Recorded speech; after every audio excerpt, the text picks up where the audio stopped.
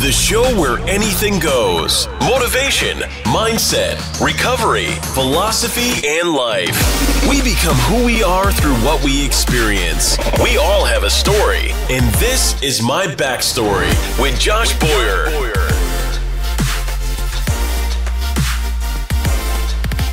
What up, what up?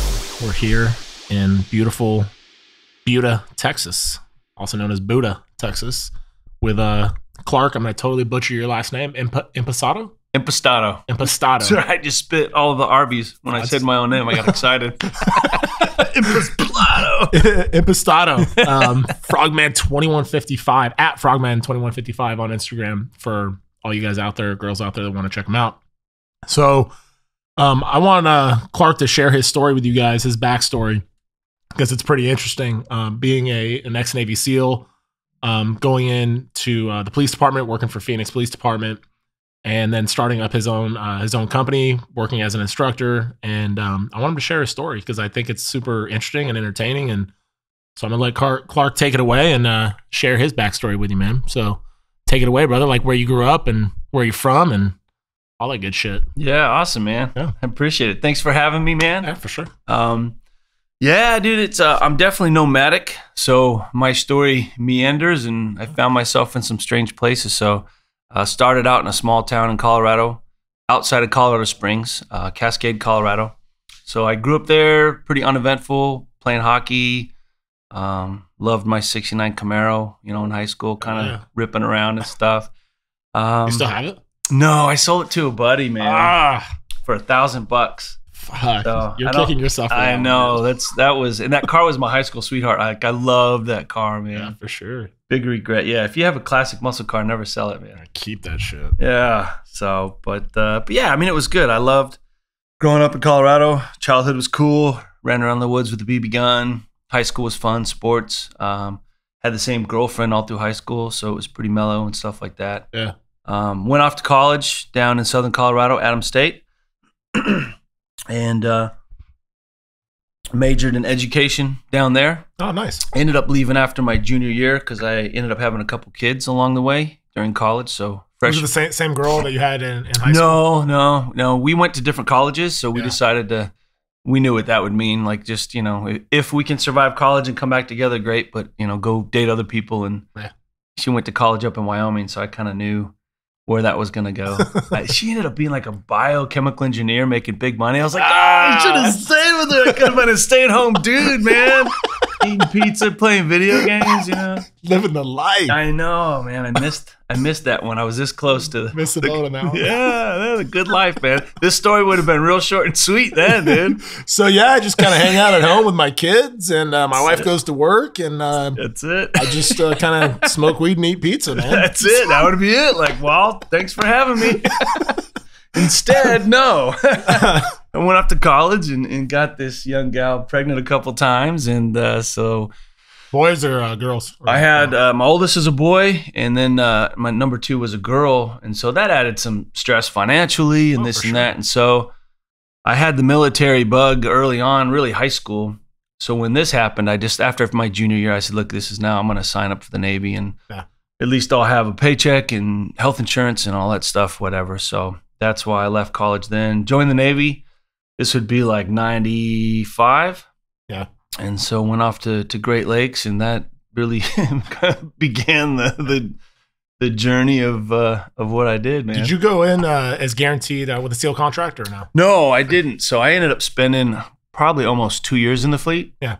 So I was on the USS Shiloh, but it was in San Diego. That's really the only control I had is where, like, what coast the ship would be on. And so I knew I wanted to go to Buds, and so I got an Aegis cruiser out of San Diego, the USS Shiloh. So 1 month after reporting there, we go on a 6-month Westpac. So it was pretty quick indoctrination to the Navy and deployment life and all that. So it was a fun deployment. My job sucked. I was undesignated, so I painted that dude gray. Oh, shit. But we were in the Gulf, and the Gulf was very active at that time. Yeah. So we lobbed a couple Tomahawks into Iraq and stuff like that. Did some vessel boardings, enforcing UN sanctions. So, for only being in the Navy a minute, I was thinking, holy shit, this is pretty good. I mean, for 1996, the world wasn't that busy of a place. Right. But at that point in time, the Gulf was pretty busy. So yeah. I had fun, and I just kept a positive mindset. I knew every bad day in the fleet would be a good day in buds. Yeah. I just, instead of just drowning in my sorrows and misery on the boat, I just knew, just be patient, you know, do the best you can with what you got. And then once you get back, you can put in your paperwork and go to buds. And so that's what happened. Yeah. Came off a deployment, and then I showed up to buds in summer of 97, like July. Were you like training the whole time you were deployed? Like, I tried, but it was real hard, man, because our boat was fairly small. It wasn't really big. We didn't have a weight room. Oh, shit. So I just did what I could up on deck. There was kind of I guess it's a gym, but it was really just like a pipe welded. It was almost like a prison gym. You could do pull-ups and, you know. Sit-ups, pull-ups. Yeah. Get your mattress, roll it up. It was a floating prison, and we exercised pretty much the same way if you had time. So that's funny. For guys that come from the fleet, that's one of the biggest challenges is you're stuck in the middle of the ocean, especially if you're on a carrier. They have gyms and movie theaters and bowling alleys or whatever. Yeah. But for a small missile boat, you know, there's not a lot to do. So it was especially like swimming, things like that. So I was a little behind the power curve on that. But there was a period of time for when we got back to I actually left for buds. Yeah. So I was able to focus on swimming and do what I could. So is that what they told you to do? Like go in open general, basically? Like because they knew you knew you were gonna go to buds? Well, they trick you because there's all these jobs you can do in the military. You know, you have no idea what any of these jobs are, and so they sell you on this by saying, "Well, listen, what you can do is go in undesignated, and you get to see all these jobs for what they really are. Then you can strike into it, you know." Yeah. And what they don't tell you is deck division is a prison. Like you're not those bosun mates; they're the prison guards. You ain't going nowhere. So I got lucky. So I struck signalman, and I had to pass a test to do so. Yeah. And it was tough because the bosun mates knew I had betrayed them. I didn't want to become a bosun mate. Right. I wanted to become a signalman. And the signal bridge is very laid back, man. Signalmen have been useless since World War II. It's all the blinking lights and the flags. And well, we have radios and shit now that's encrypted. And so it's kind of stupid. Right. It no longer exists in the Navy. That's how important it is. But that was a benefit to me because now I'm not essential for ship's operations. Yeah. So that screws a lot of dudes. They'll end up in a job where the captain of the ship says, well, I can't let you go. You're too critical to the ship functioning. So I don't want to say smart, but I was lucky enough to get a rate that was dying. So they were like, yeah, we don't need these guys anyway. So that's awesome, man. Yeah, so a little bit of luck. So I had fun on that first deployment. End up hopping into class 215, summer of 97. 215 is kind of an infamous class. It really is. Man. We were just talking about that, like how there's so many dudes. A lot of dudes keep popping up, man. So we were a good class. We were a big class, and they crushed us for a long time because our numbers. We just gelled quick. We had some prior military dudes. A former Marine guy was real instrumental in helping us gel. And then there were some retreads from prior classes, and we just had good officers, good senior enlisted. Yeah. And then guys like me that were kind of middle of the pack. I was an E4 at the time. I had one deployment under my belt. And so we weren't a bunch of buds babies. Right. Some classes are real junior, and I think they just, in my opinion, that's too quick to the candy. I mean, you should function in the military before you go into special operations. Yeah, you would think you would. Yeah, but now it seems to make more sense. They pipeline right in. Like you could work at Arby's one summer, the next summer you're at Buds. To me, that's crazy. Yeah. The old days of what the Green Berets used to do is you had to be like an E5, certain age, 25 years old, whatever it was. Like you were already somewhat of a seasoned soldier. So I think there's some merit to that. But when the war machine kicks up, they're just fuck, pump these dudes through. So it's a trip too, because like back in the day. When you went in, 95, 96, 97, or you in Buds in 97, you said? 97, yeah. Like back even in those days, man, you didn't really know. Like the common person didn't even know about the Navy SEALs. Mm-hmm. You know what I mean? There was like this mystique like surrounded that whole environment. You know what I mean? Like you read about it in books, you saw it on some movies, and but you never really knew anything. And it's like after 9/11, a lot of that changed, where people had more access to, I think plus the internet was way bigger. Yeah. And people had access to just more information. Well, all the YouTube stuff and social media pieces. I kind of liked that it was a mystery because you didn't know a lot about it. Yeah. When I went in, there was a handful of Vietnam era books. Dick Marcinko had just written, Rogue Warrior and Red Cell. So Buds was not even a chapter, really. Most of it was about their time in country in Vietnam or, how Marcinko created Team 6, whatever. Yeah. So it was very much a mystery. Whereas now, because of documentaries and all this stuff, like I would be a little disappointed because you know exactly what you're getting into for the most part. That doesn't take away from the physical, mental challenges of the program. But I like the element of surprise. And to be honest, I think that's what kept a lot of us going. It was kind of like this little Scooby-Doo mystery that you kept solving every day. Yeah. You know, you got one more piece of the puzzle. And so that's what kind of chasing that rabbit kept me going, kept a lot of us going, because we didn't know, you know, other than some rumors from some other classes, or maybe you snuck up on the beach and you watched the senior class go through breakout and you're like, oh shit, okay, that's cool, you know. But again, it was this little cat and mouse game of trying to figure out what's going on. Where now, especially because the internet, like it kind of ruins it, you know. Yeah, for sure. You already know how the movie's going to end before you watch the movie. It's like, it's like watching Titanic. You know, everyone still watches it though. It's like, yeah, you know what's going to fucking happen. Yeah, where's this going? Yeah. So you guys get to go home though, right? Like when you're in Buds, you get to go home at night, right? Yeah. So like that's so crazy to me, dude. It is. So like I was married with 2 kids at the time, and so a lot of guys are. Or some guys, you know, just get a handful of roommates to get an apartment and stuff. Because a lot of us are coming from other duty stations.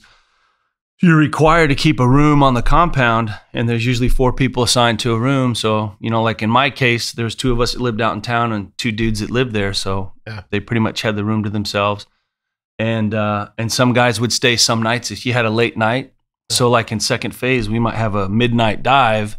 And then by the time you clean up, it's 2 a.m. Well, we have a 05 PT, so are you going to drive all the way home, or are you just going to crash out in the barracks? Right. Me personally, I don't care. I would literally drive down the Strand to Imperial Beach where I lived, shower, change my clothes, and drive back. Wow. Just to buck the system, just to get away from that compound. Because, I mean, your rooms are right there on the beach. You can hear the crashing ocean. It's cold. You know how the mornings are, that mist, and it's cold. And I'm like, dude, I don't know how those guys lived in that little misery. Like the fact that I could break away from Buds every day and be normal, even if it's for a half an hour, was well worth it to me. So it was kind of my FU to the system. And then on the way in, I had a cassette tape. I'd play Eye of the Tiger every morning driving in my little rickety Jeep down the Strand. Dun, dun, dun, dun. You know, my Italian DNA's kicking. I'm like, I got this. Come on, get in there. You know, nice. So that was my little. By the time I showed up to, and that was the days before pre-workout, so I need a little Eye of the Tiger to get me going. You know, for sure. What was the mindset you think for you that got you through some of those hardest like fucking nights, like whether it be Hell Week or whatever? Yeah. What was the mindset? Like what kept you in the game? The overwhelming thing for sure was my time in the fleet was miserable. Like I knew what was waiting for me. Yeah. And I think that would stop a lot of guys from quitting, because if you go straight to Buds, you don't know how bad the fleet is. Yeah. And you don't understand that, hey, just because you didn't make it through Buds, you still owe the Navy 4 years. Yeah. And the Navy's tricky because there's not a lot else to do that's fun. Like if you don't make MARSOC or recon, you can still do infantry shit, blow up shit, tank shit, whatever. Yeah. Same in the Army. If you don't make SF, there's Rangers, there's other shit to do. Where in the Navy, if you don't make it through Buds, your options got real small. It's probably going to involve a paintbrush. You're probably going to be around a bunch of, you know, regular Navy dudes ain't, you know, right.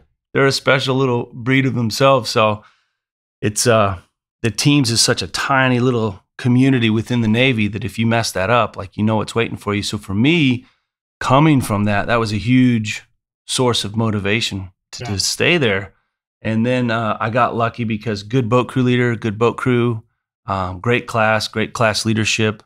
And also the instructors that we had that directly interacted with us were just really good. Because to me, I've learned in life, a lot of your destiny is out of your control. It depends who your boss is, you know, who are your coworkers, who are your teammates.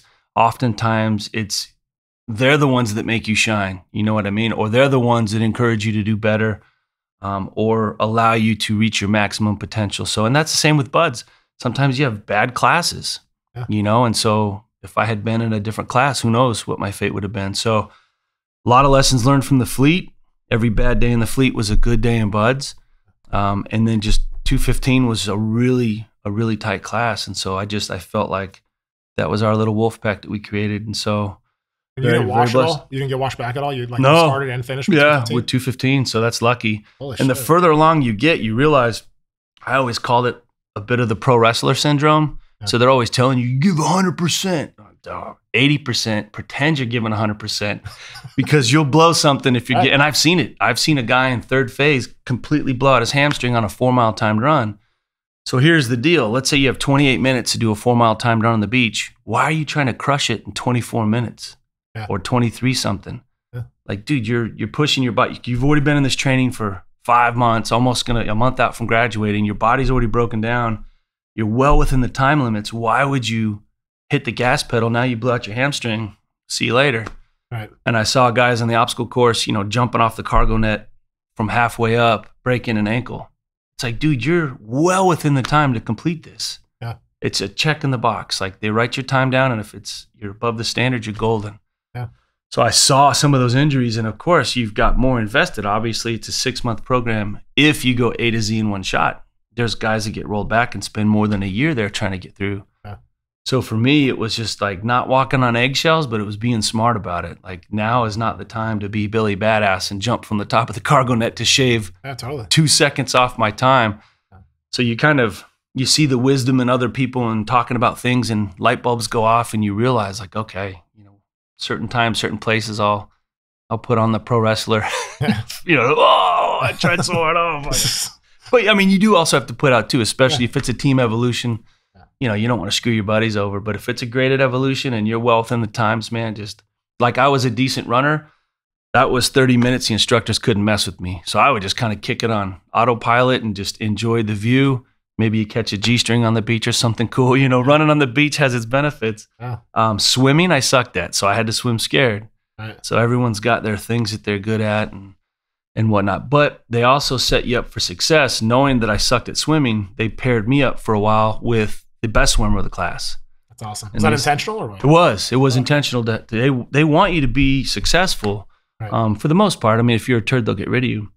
So basically, I just had to chase the class leader. He was a Stanford swimmer, and so I just had to chase his fins, until I figured it out. So that's awesome. Things like that help me. You know what I mean? Yeah. The instructors, they know you're a good dude, and they want to see you get through. So, like I said, that we had good instructors. They even said, "Hey, if you're sucking at swimming, instructor so and so will be here at noon on Saturday. You better be here." And I showed up there noon every weekend until I got the techniques down. And they come out of character. They teach you the techniques. They have you do laps in the pool. Yeah. So if you're willing to invest in yourself, they're willing to take their personal time. So that's really cool. That's super cool because, like, for me, like, I'm a terrible swimmer. Like, yeah. I mean, I can swim, but I'm definitely not a Navy SEAL swimmer, not even close. So that would have definitely been a hurdle for me if I ever would have gone to Buds. I'd have been like, dude. It was tough. Well, I'm from Colorado, and I took swim lessons as a kid and played in the pool, but nothing that's like, I mean, that's completely different animal. And so I had to really learn a lot real quick, man. For sure. Do you think that's what gets a lot of people is the water comp? I think so. Yeah, I think it's the temperature of the water. Yeah. And it's how much time you spend in the water. Like, you do a lot of swimming. Yeah. Everything, you start out in the pool, then they take you out in the bay, then they take you out in the ocean. Yeah. And so those are all 3 very different environments. It's kind of a graduated process. Yeah. But yeah, it's that water gets a lot of people, whether it's just you can't handle the cold or you just can't perform in it. A lot of the tasks, for example, the 50-meter underwater swim gets a lot of people. That sucks. Yeah.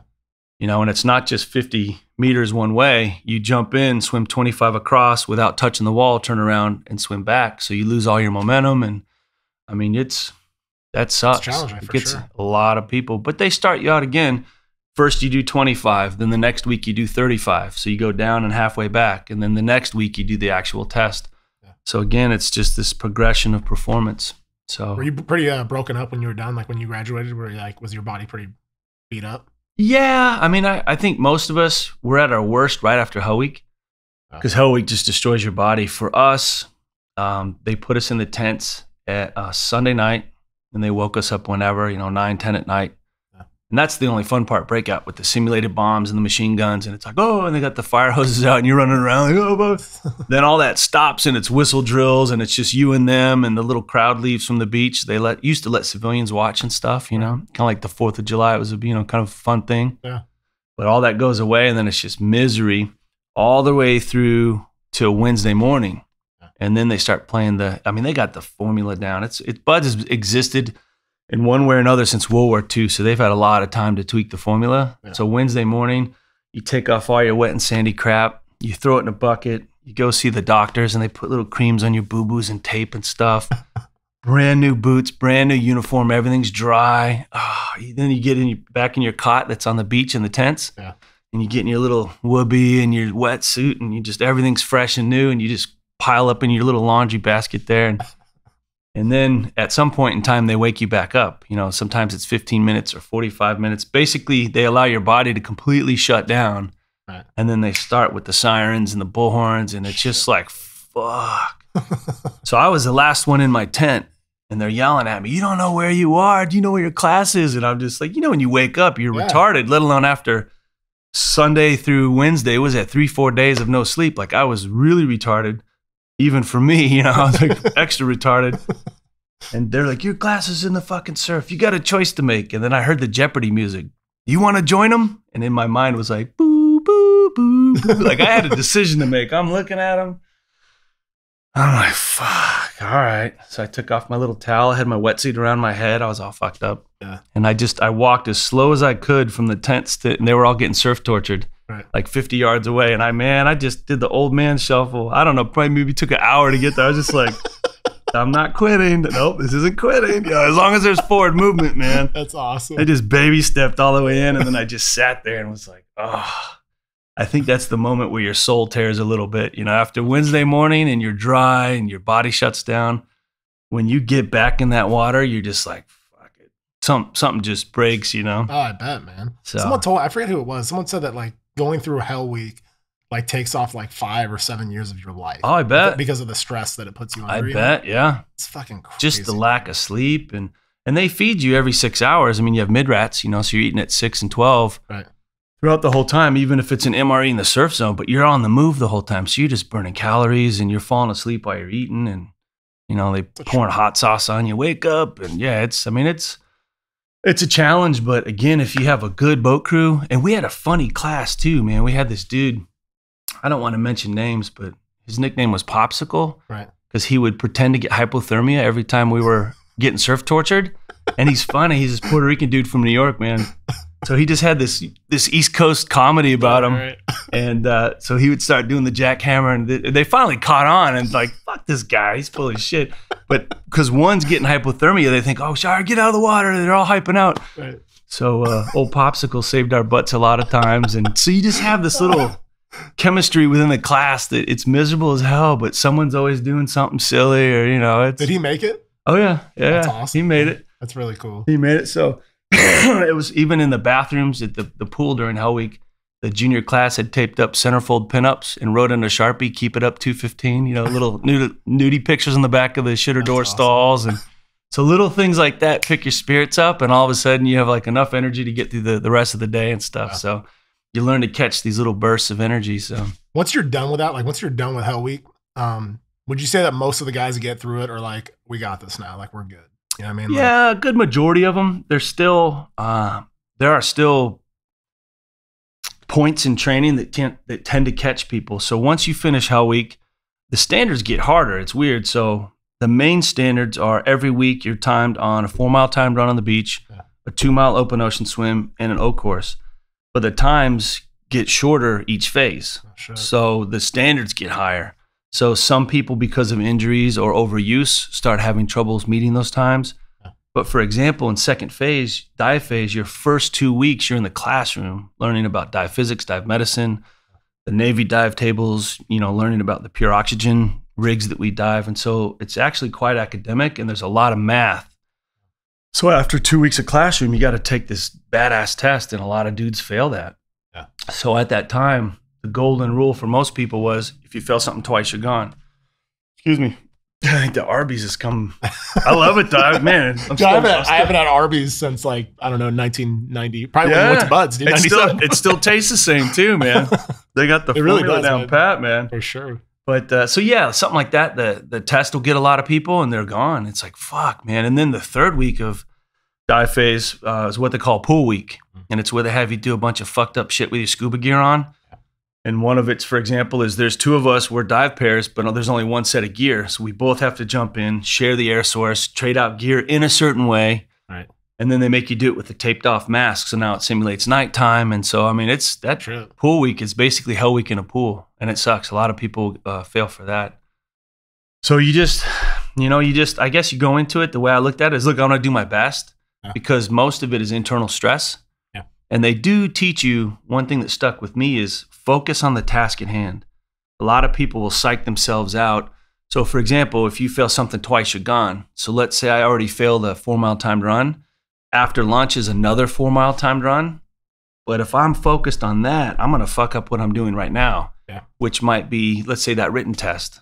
Yep. And I'm so worried about, man, if I fail that 4-mile timed run, they're going to kick me out. Well, now I fail the written, you know what I mean? It snowballs. Yeah. So they teach you to put the blinders on and focus on the task at hand. And how do you eat an elephant? One bite at a time. And so that is, if you look at buds at a 6-month program, you're going to freak yourself out. It's impossible. But if you just focus on, all right, what's directly in front of me?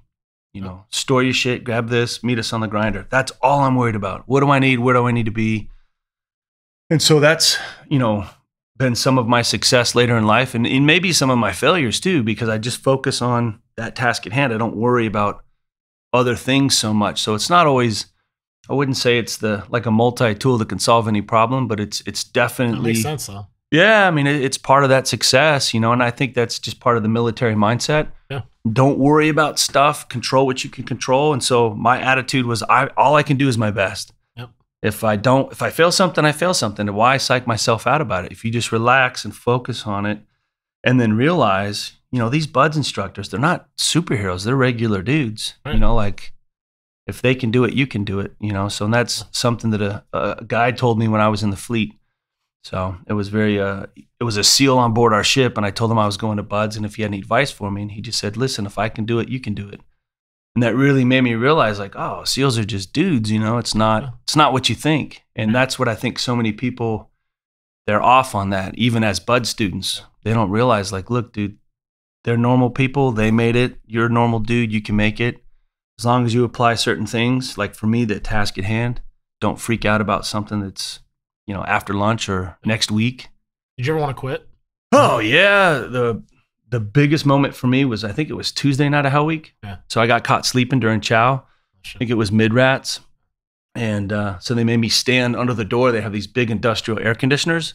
Wow. And so you're always just soaked wet. And so I just was shivering and it started to rain outside. And I'm just like, are you kidding me? I mean, I'm wet. I'm standing in this fucking AC unit that I think Godzilla built. Like, I don't know who makes these damn units, but it's just blowing cold air. Like, holy fuck. And it's raining outside and it's midnight and it's only Tuesday. I got to do this at least till Friday. You're never 100% sure of when they're going to secure. They always say, like, we can do this until Saturday or Sunday. You never know. Right. I think traditionally it's Friday, but still being only Tuesday night, you're like, long way to go. Yeah, I'm like, what, 20% done with this shit, So but it was at that moment that our class was dismissed from chow and told to go get the boats. And so someone just grabbed me by the arm and said, come on, let's go. And they just, like, that camaraderie, they just sucked you back into it. And I got out of that pity party. So that was like the one moment that I was like, I can't do this, Yeah. So luckily, again, it's kind of that destiny, who's your boss, who's your coworkers, who's around you at that moment. Cause I could have, it was good timing. The class came by and it was good luck for me. They cared enough about me they saw me kind of having that deer in the headlights look and someone just grabbed me and yanked me into the mix. So that's awesome, man. Yeah. What team did you end up going to when you got it? Team 5. Yeah. Yeah. Team 5's another like one that's like a lot of heavy hitters on that team. Yeah. That are out there. It's fucking cool. Team Not 5 that the was other teams don't have them. It's just like Team 5 seems like there's a lot of dudes. It's the pirate squad, man. It has its roots in UDT 11 and it's always had that personality. Yeah. Just kind of the rootin' tootin', work hard, play hard, kind of old school mentality. So yeah. Super cool. How long were you in the teams? 4 years. So I did 2 years in the fleet, 4 years in the teams. And then I got out and did some active reserve time with 19th Group out of Colorado. Yeah. So, and I love that. That was fun too. I was going to transition into law enforcement at the time in Colorado, and I was going to stay a reservist with 19th Group because at the time the teams didn't have like an active reserve SEAL team. They had something called like OST1, Operational Support Team 1, and I heard you were basically building pallets for active duty. Like it wasn't you weren't an active reserve unit where you actually still, running around with guns. Yeah. It was, you're being a fucking water boy or something. Yeah. And I'm from Colorado, and SF buddies, I was friends with a lot of first group dudes. Yeah. So they were like, dude, look into 19th group. I think it'll be cool for you. You want to be a deputy or whatever in Colorado, you could still do this part-time. The cop thing doesn't work out, you could probably transition to a full-time ODA with like first group or something. So I thought, all right, that's cool. And so I did that for a couple years, and contracting blew up. Yeah. So that's what kind of sucked me away from law enforcement, at least for that at that moment, and 19th group, because of an 03 contract and the big boom of that with DynCorp. So, huge. Well, I thought it was some soldier of fortune shit. I'm like, come on, what is this? These little former action dudes running around, and right. But I had a buddy, Team 1 buddy, that was on the car's eye protection detail. Yeah. And he was like, no shit, bro. It's like being in a platoon again, except you're getting paid well. There's no bullshit, no rank. It's all reputation, first name. It's good to go, Yeah. A lot of former team guys. So holy shit. He sent me an email with the DynCorp recruiter's name, and I hit him up, and that was it, man. They whisked me away to Virginia, went through a 3-week selection. And last minute they said, hey, you're going to Israel instead of Afghanistan. So I said, oh, all right, whatever. It pays the same, right? Yeah. So it was a little switcheroo at the end. And that was kind of, I don't know what word I'm looking for. That was the first. Contracting's not as stable as active duty. That last minute switch up, I thought, oh, well, that's kind of a weird thing. Yeah. I didn't realize how unstable contracting was. Yeah. And that contracts go away in the blink of an eye, and it's kind of like musical chairs. Then everyone's scrambling, for the next gig, and so it's, it was good for what it was for a while. Yeah. I got to work with some good people and go some good places and do some good things, but it got watered down pretty quick. Yeah. So the early days of DynCorp was all SEAL, Delta, and SF, yep. And then quickly, you fast forward 3-4 years, it was. Anybody that was a security guard for half a day is now in Iraq, running around with an M4 and doing stupid shit. Yep. I got to get my first kill. And, people were just doing stupid shit. I was never on a detail because it became very word of mouth. And so you went certain places like friend of a friend, yeah. And very still team guy heavy, things like that. But just other companies and the message traffic that would come across like, hey, Triple Canopy just smoked a car on Route Irish for no reason. Just these weird things that were going on at the time. And so for me, I had been deployed at that point from 96 to 07. And I realized, shit, my kids were 3-4 years old, and now they're teenagers. Yeah. Time goes quick. Were you still married at that point? No, I've been through 2 divorces. So yeah, it was the teams that I used to say the teams killed marriage, number one, but it was my behavior. Right. But the culture of the teams, you're gone all the time and you become a wild child, especially Team 5 was fun. Yeah. We had a good time. It was fun. It was fun. I can't say too much, but there's a lot of my bros going, he's doing another podcast. I hope he doesn't talk about Team 5 shit too much, man. Shit. No, all good dudes. But then the same thing with contracting. The money was good, but you're actually gone even more. Yeah. Because I was doing 3 and 1, so 3 months in country, then 1 month back home, which is quick. It takes a week to kind of reassimilate back home. Yep. You got about 2 weeks to fart around, and then that last week you're spinning back up already. So that killed marriage number 2. And then so the wife I'm with now, we've been together 15 years, married for 12. That's when I left contracting in 07, and I found my job with Phoenix. I came back stateside. And so I've been lucky to transition. When I got done with active duty, I slipped into the reserves for 2 years, and then I slipped into contracting, and then I slipped into law enforcement. So, and then that's evolved into, kind of what I'm currently doing now. So I've been very lucky. Again, it's kind of what's around you, your team, your support. I've always had strong support from my family.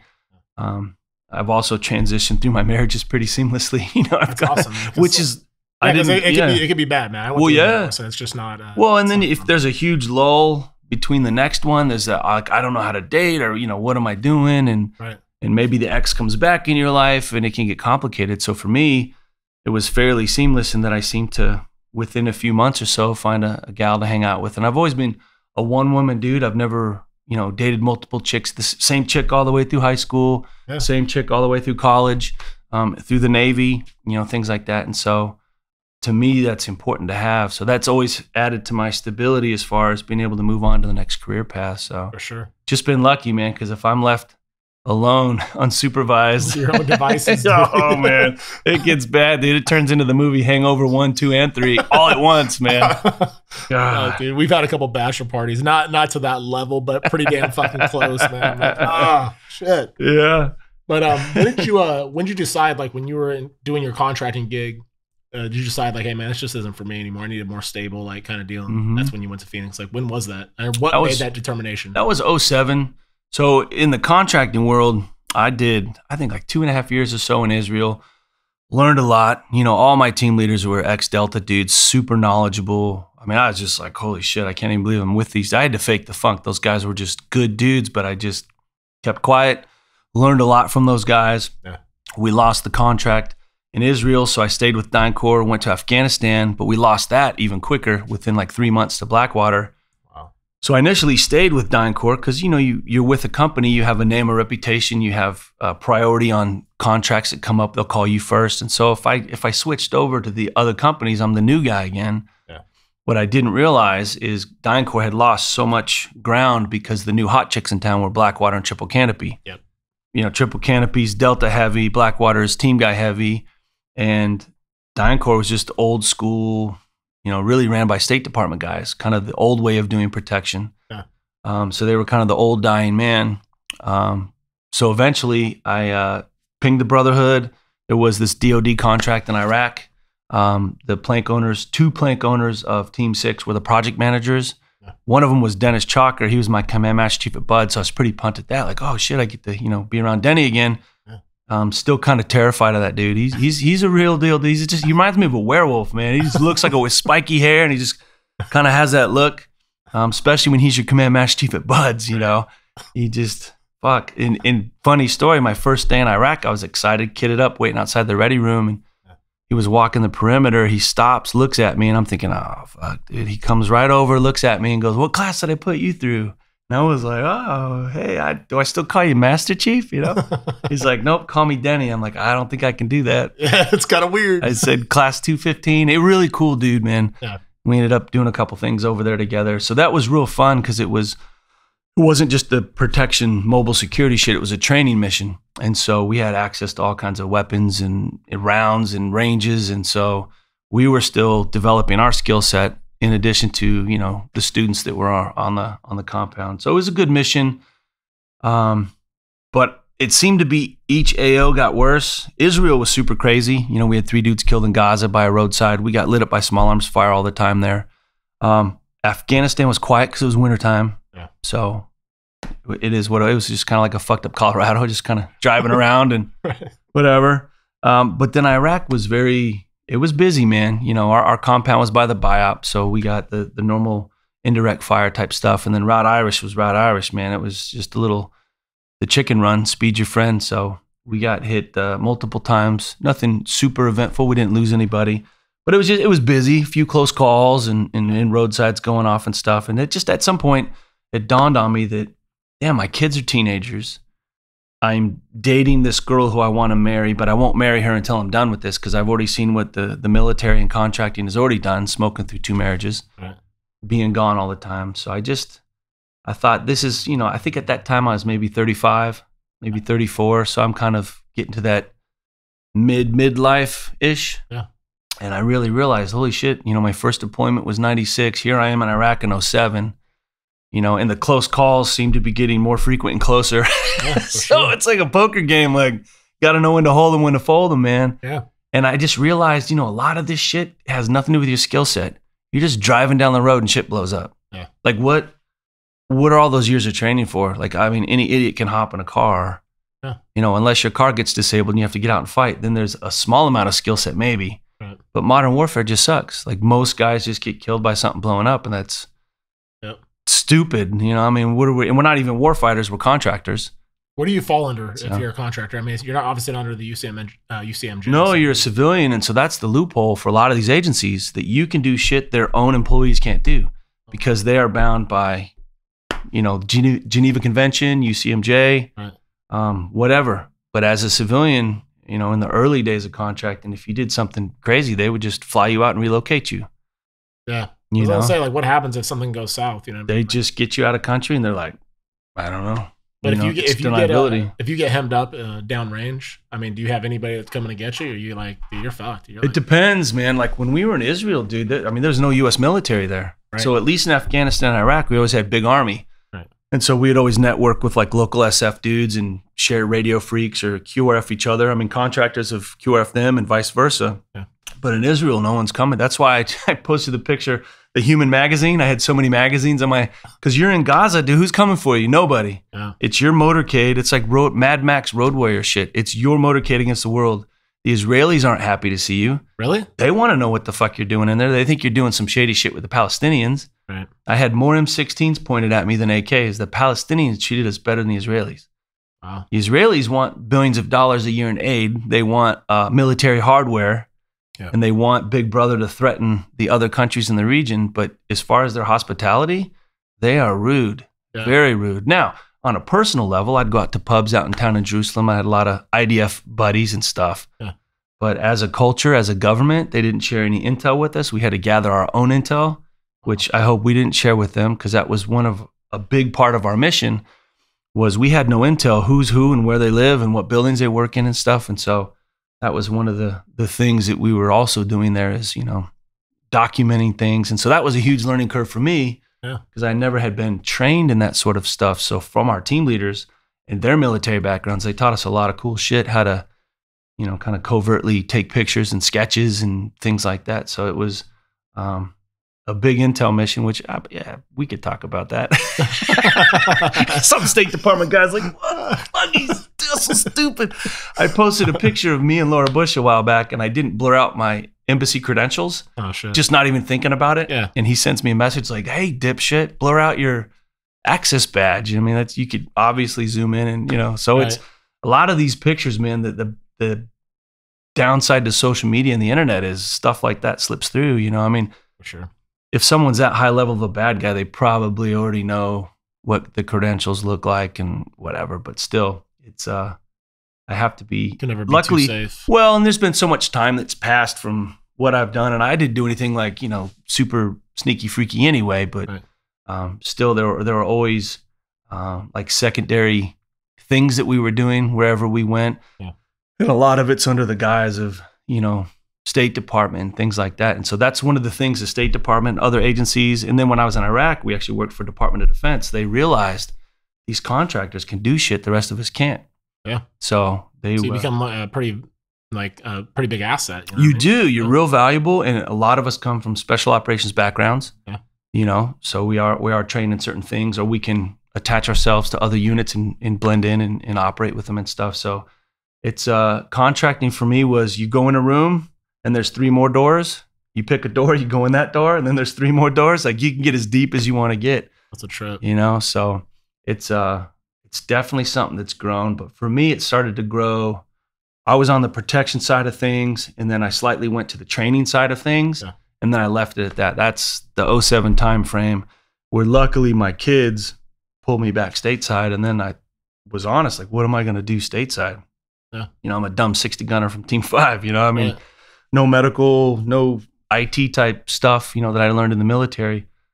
So I thought, well, shit, you know, during contracting, I worked with a couple cops that were good to go, some big city SWAT guys. And so I thought, shit, you know, maybe I'll look at a police department. So back in Colorado, nobody was really hiring. My brother was living in Phoenix. So I thought, let me check out Phoenix. And on their website, it said now hiring 500 dudes or whatever it was. There you go. So I thought, yeah, if I'm going to slip through the cracks, dude, let's just purge in with the rest of them, man. And, for sure. And it worked out. I didn't test for a bunch of different departments. A lot of guys were testing for, you know, all the satellite agencies and stuff. And I'm like, dude, it took me 5 months to get hired because I have a complicated background. Yeah.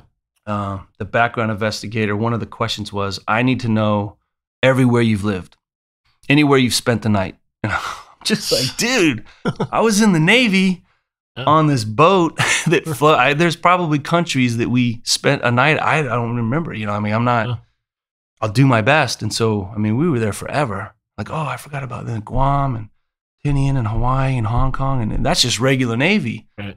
And then, we were talking about my time in the teams, and I'm like, listen, I can tell you administratively where I deployed to, right. But unless you get like somebody high up, I mean, I don't know what I can and can't say. Right. I can tell you that I was stationed at this team. These are the dates, and administratively we deployed here.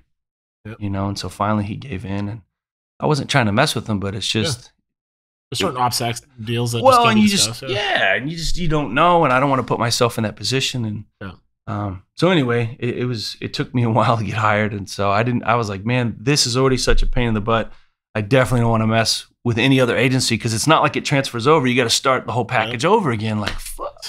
I mean, if I'm going to pass one polygraph, I'm going to count my blessings and just move out. I'm not going to pass 3 of them. Like, this ain't going to happen, man. So I just unplugged it, passed it, plugged it back in. We were good, So when you got on with Phoenix, did you, was it like, hey, you're just going to the regular beat? Yeah. Like, even with all your background and everything you have to, you have to like start from the very bottom? You have to, which is good. I mean, it's kind of like my philosophy in the military. Why can you go from boot camp to buds, man? Like, you should have to go to the fleet for a couple years. And so Phoenix, I think it's a 3-year minimum or something before you can test for specialty assignments. Yeah. Which is good. They want to make sure you're squared away. You show up on time. You're, smart thinker and stuff. The only thing you can really somewhat control is you fill out a wish list of what precinct you want from the academy. And I had a couple buddies that were on the job, and so I knew South Phoenix was the busy, the gangs and all that. Yep. So I requested South Mountain Precinct, and I got it. Got a good squad right away. And then pretty quickly in the bathroom or in the locker room, I got recruited by a specialty unit. They're called an X-ray squad. And they liked that I had tattoos, and they liked my military background. And so they asked me, would you be interested in doing some undercover work, some plainclothes stuff? And I always thought maybe I'd go more tactical, like SWAT or something like that. Or, I didn't really know. So I was just kind of happy being on patrol, and it's a lot to learn. I always said, I don't think I'm smart enough to be a cop. There's so many computer systems, dude. Yeah. I mean, and the jail uses one program, and your car uses another, and the precinct. And I mean, everywhere you went was like a whole new login, I'm like, holy shit. I had note cards with like 15 different passwords, and then they change every 30 days. You're like, right. Fuck, I got to reset. I spent most of my shift just beating a laptop up, Yeah. So, but anyway, they got me on temporary assignment with the X-ray squad, and had a great time, man. I learned a lot. Undercover work sucks. Like, for me, there's some people that seem to be naturals at it. So the guy that kind of brought me into that world, super smart, super laid back dude. I don't know how he does it, because I was always so nervous. I would just get quiet. You're in these people's apartments or whatever you're doing. You're in a car. They're in the car with you. When you're in uniform, the bad guys usually go away from you. Yeah. Sometimes at a high rate of speed, but when you're looking like a shithead, like, they're right up on you. Yeah. You don't have your body armor on. You don't, you know what I mean? You're it's just packing, aren't you? Like, it's weird. Yeah, you are. But it's concealed. It's back on my hip. It's, inside the waistband. And so right. something goes down by the time I fight through all this clothing. So it's nerve-wracking. So it's a couple tricks of the trade. I mean, they brought me into it well. They taught me, it was good.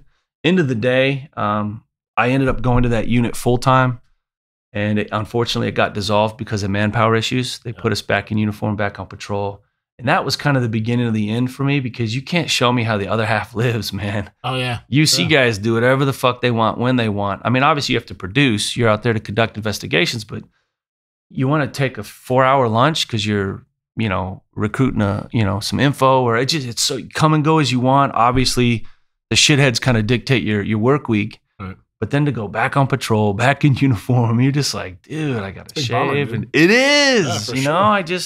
If I had just stayed on patrol, I wouldn't know any better. It's kind of like being a grunt, life sucks. It's how it is. Right. Being a UC guy, you're one of them special dudes that can just kind of cruise around, and, it's. How many of those guys turn dirty, do you think? These days, I don't know. I mean, I'm sure probably 80s and 90s, but they've cracked down a lot. I know Phoenix, you can only stay dirty for so long before they make you go back into patrol, clean up. You know what I mean? Because you start making too many connections, you start getting too deep, like you become one of them. You know what I mean? That's what I'm saying. Because so they'll cut it off at a certain limit, or if they think they're losing control, like, if you have to do some substances, you fill out a contact card. Well, you fill out 15 contact cards, bro. This isn't like someone put a gun to your head and said, smoke this shit. Like, you're out there actively smoking the shit, Oh, so you'll smoke, like, if they're like, hey, I want you to take a hit of this weed and shit, you're going to have to, like, you just have if your life is in Jeopardy, yeah, absolutely. And then you just have to fill out a contact card. So I blew a little bit of the secrets out there, but yes, undercover cops can do drugs. Maybe we have to edit that out, but well, that was one of my questions. Yeah, no. Like, what if we're in this place and they're like, "Oh, you fucking cop and smoke this shit." If you feel like your life is threatened, absolutely do it. And then no matter what it is, we'll create a scenario where we get out of there, and then you just have to. You go to the hospital and you fill out a contact card, notify a supervisor, all that stuff. So. Right. But what if it's like crack or something like that, dude? And you have to smoke crack, dude. Like, fuck, I'd be waking up. Better than a bullet in the head, man. It you know is, what I mean? for sure. So luckily I was never in a situation like that. But yeah, I mean, that is one of the main drugs that's in South Phoenix. Right. Is crack. So yeah, absolutely. I mean, I'm sure there are guys that have had to do that because some motherfucker says, "How do I know you're not a cop? Hit that shit." Right. Absolutely hit it. Yep. Finish the scenario, whatever you're doing there, and then you just call a supervisor and say, "Hey, this is what I had to do. I'm headed to the emergency room," and they flush it out and IV and all that stuff. So. Yeah, a little Narcan or whatever the fuck they can do. Whatever neutralizes it. But again, luckily the guy I was with was so good, such a good talker, had been doing it for so long. Like, I was kind of quiet and just really observed, man. It's to me nerve-wracking. Oh, for sure. Especially these shithead apartments that you end up in. Yep. It's kind of one way in, one way out, and just people walking around, and it's just like, fuck, dude. It's a weird world, man. I don't know if I could do it, man. I have a family member who does it or who has done it, and he was telling me, he's like, yeah, man, same thing. Like where they transition him out. Like you can only do Vice or whatever it was called, like for a certain amount of time. Then you got to go back to the regular, to the regular beat. That's good though, because otherwise you get sucked into it too much. Well, dude, there's a guy I grew up with that he was just like just a dude, growing up, whatever, getting in trouble, doing stupid shit. Yeah. And then I heard he became like a cop, and I'm like, what? Like that dude became a cop? Like, damn. And so, dude, not even like, I don't know, maybe a month or two ago, I was looking in the paper and he got hemmed up. And so what was happening was like he was doing undercover, and so then you get into that world, and it's like it kind of brings back some of your old shit. Those lines blur, the lines get a little blurred. Next thing you know, he's like serving, warrants on weed shops, bogus warrant, and taking all the money, taking the weed, whatever. Yeah. And he got popped for it. Yeah, it can happen. Yeah. And that's why like nowadays it's getting less and less because, I mean, cameras, surveillance equipment, like there's so many ways to keep track of people and things. Like it's just, to me, it's not even worth it. At the end of the day, let's say you make out with a few $1,000s. Yeah. Your career plus retirement is millions of dollars if you add it all up. Let's a 20-year career plus 20 years of retirement. You're talking multi, 2-3 million, whatever. Why would you fuck that up for $2,000 from a pot shop or you know what I mean? Right. So I never saw anyone take money from a wallet or from a car or trunk of a car because it just, obviously it's not the right thing to do. That's not what you're there for. Right. But just knowing that there's camera phones everywhere, and again, I'm getting paid well. I got health insurance. I'm working towards retirement. Why would you take $500 from a drug dealer's wallet or, and there's a lot of that at the academy because you get younger people that are cops, 21-year-olds. Yep. Maybe that's a lot of money to them. Maybe they don't have life experience. They're not thinking of the repercussions for their family or whatever. So they talk about that stuff in the academy. And at least at our academy, they covered a lot of the morality topics. And it's not being a goody-goody, especially big city cops. You're working in tough areas. You're going to have to do tough things, talk to people a certain way. Yeah. They want to toughen you up, but they make you realize, like, is it fucking worth it?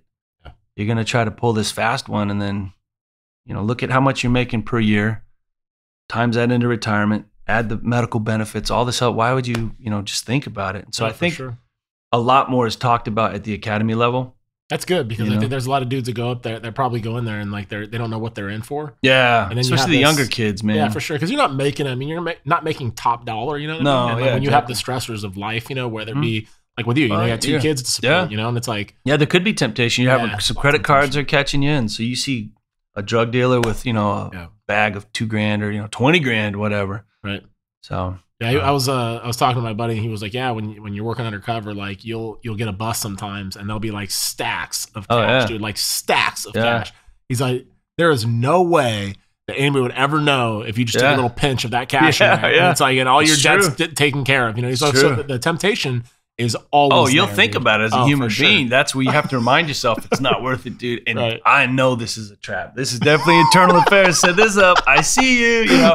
That's what I'm always thinking. Because you'll see these weird calls come out like, oh, some lady said there's a purse with marijuana in it on the corner. And you're like, nice try, internal affairs. All right, we can get that purse with weed in it. You know. There's awesome, always man. these rumors of IA following you, call the call or whatever. So I just put on a show for them. If they're watching me, you know, I'm not doing nothing wrong. I'll make them laugh a little bit, you know. I had a buddy that was a team guy and then was like, hey, you know, I might go to the police department. And he was saying, you know, but I want to go. He said kind of what you did. Like, he's like, I want to go from the beginning, the bottom of the ranks, and work my way up because you don't go straight into SWAT. You know, he's like, I'm glad that you don't. He's like, because I need to learn like kind of the way to do things. You got to learn to be a cop before you. For sure. And that's why I think the military should do that. You should spend at least a couple years doing something else. Because do they show up on time? Do they work hard? Can they keep a clean uniform? These are basic things. Right. You got little Arby's kid now. He's at Bud's the next year. Like, what? Other than he's a PTM, great. He can run and swim. Right. Doesn't mean shit. Yeah. And so my department was that way, which I appreciated. Like, you want to get to special assignments, you're going to have to do this. You got to have a good record. They're going to talk to your boss, your coworkers. Yeah. They will come to your squad when you're not around and be like, so how is Clark when Sergeant's not around? Like, he's always on his phone. He looks at midget porn. It's kind of weird. You know, it makes us nervous. So I like that they do they're investigators by nature. You know, that's what they do. So by the time you test for a specialty squad, you know, they know, and they probably already know who they want because it's all reputation. Phoenix is a big department. I think there's like 3,000 officers, but that's still small. I mean, it's like any community, people talk. Yeah. And then that precinct is only a couple hundred people. And so everybody knows who you are and what you do. So I had a good time. I've always been blessed. You know, my time in the military, I still keep in touch with a lot of great people. My time as a contractor, same thing. My time as a cop. In fact, someone asked me today on one of my posts, you know, which did I like better? And I said, all of it. Like, honestly, just for what it was, like, you can't compare them. They're all apples and oranges. But I got to go a lot of places and just be with really good people. I mean, just some of the cops I worked with. I mean, South Phoenix is a tough city. According to FBI statistics, it's the second most violent city based on fatal officer-involved shootings. Wow. Number 2 to Chicago. So that's a trip. Pretty nasty. A lot of cartels and things that are in that city. So the cops that are there are fucking good. Yeah. They're smart. They're tough. You know, as time goes on, we talked about this earlier a little bit. You know, the politics of modern law enforcement is unfortunate. You know, some shitheads, you got to get in their face and motherfuck them. That's the language they understand. If it's a sweet old lady at Walmart, probably not. Right. But you pull over a car at 3 a.m. and 5 homies get out. You can't be like, sir, please. They will eat your foot. They don't give a shit if you're wearing a badge. You know, they're not scared of you. Yeah. So there's a certain way you have to carry yourself. And I learned a lot about human nature. I learned a lot about respect, that even the toughest gangbanger dude, once the fight's over and he's in cuffs, I would see some cops still kind of ass him up or disrespect him, or, you know, it's like, oh, now the cuffs are on, you're a tough guy. Right. You watch the 3 of us fight this dude, get him in cuffs. Now he's in cuffs. Now you step up barking at him. How about I uncuff this motherfucker and see? So I learned even those guys, if you treat them with respect, they'll respect you back. Let them make a phone call. Let them take a piss. You know, sometimes depending on the scenario, you know, get them a soda, get them a candy bar, especially if you're trying to get info from them. You know, I always told people, you cool with me, I'm cool with you. Yep. And a lot of them, plus the tats, they love that, you know. So did you have your hand tattoos when you got on? I did. That's why. They didn't trip? Yeah, no. They said as long as nothing's on your neck or face or racist, we don't have a tattoo policy. Wow. And I think that really, I had a lot of compliments in the hood, positive compliments. Yeah. People like that. And I think because it just shows that we're human beings too, and that we've been somewhere. Yeah. They know if you're inked up, like you got some story. You're not just this little cherry boy, 21-year-old cop that's preaching, you know, you were going 25 on a 20. They're like, oh, okay. He didn't find the dead body in my trunk. Sorry, officer, I won't go 25 anymore. You know what I mean? Right, yeah. They eat these little fresh dudes up, but giving tickets for jaywalking and shit. Oh man, some of these. Because of I went through a rebid and I was junior, so I had to go to North Phoenix for a year, where it's like middle class white people. It's like Scottsdale. Right? Oh, it is. Yeah, it's the Phoenix version of Scottsdale. Yeah. Right. And just the cops that are there are different. They're not all that way, but there's a lot of nerd cops, a lot of people that are into traffic enforcement and even the complaints, you know, my kid won't go to bed. Can you talk to him, officer? And it's like, I'm not here to raise your fucking kid. Right. And then they would be like, you can't talk to people like this. Isn't South Phoenix? I'm like, I know it's not, but fuck them, you know? Yeah. So I had a worse time in North Phoenix because white people are snippety. They will complain and my daddy's a lawyer and, you know, just kind of that entitlement. I actually did much better in the hood because there is a thing of respect, you know? So me personally, I function better down there in the hood. So I kind of have that vibe. Why'd you leave? Why'd you end up leaving Phoenix? Just for outside business opportunities, man. I really just got frustrated. My first probably 2-3 years on or so. I mean, really, I would say the first 4 were good. But then once my squad got dissolved and we went back into patrol, I wasn't the same, man. And I wanted to get into something else, but I kept getting in trouble with internal affairs. And so then you're not eligible to test for something. And I don't know. It wasn't a good fit anymore. You know what I mean? I just kind of knew like, it's kind of like a bad relationship with a chick. You just kind of know like, well, this isn't getting better. Yeah. You know, Phoenix don't like me. I don't like Phoenix so much. Every officer I worked with and my immediate supervisors, I got along great with. But the more your name comes across the desk, you know, the commander, who the fuck is this Impastato? And the chief, who the fuck is this Impastato? You know what I mean? So it's just the more times your name gets across the desk and they just, you know, for me, most of it was, I think, good stuff. It just means you're out there doing what you should be doing. And law enforcement is a blood sport, man. Cops get killed. Cops kill people. Fights, car chases, car fires. Did you have to kill anybody when you were out there? I know. I shot somebody 5 times and he lived. So. Are you serious? Yeah. What I learned about bad guys, dude, is you could shoot them 20 times, they live. You hit a cop once in the pinky, he dies instantly. Like, it's just fucking weird how that works, weird, dude.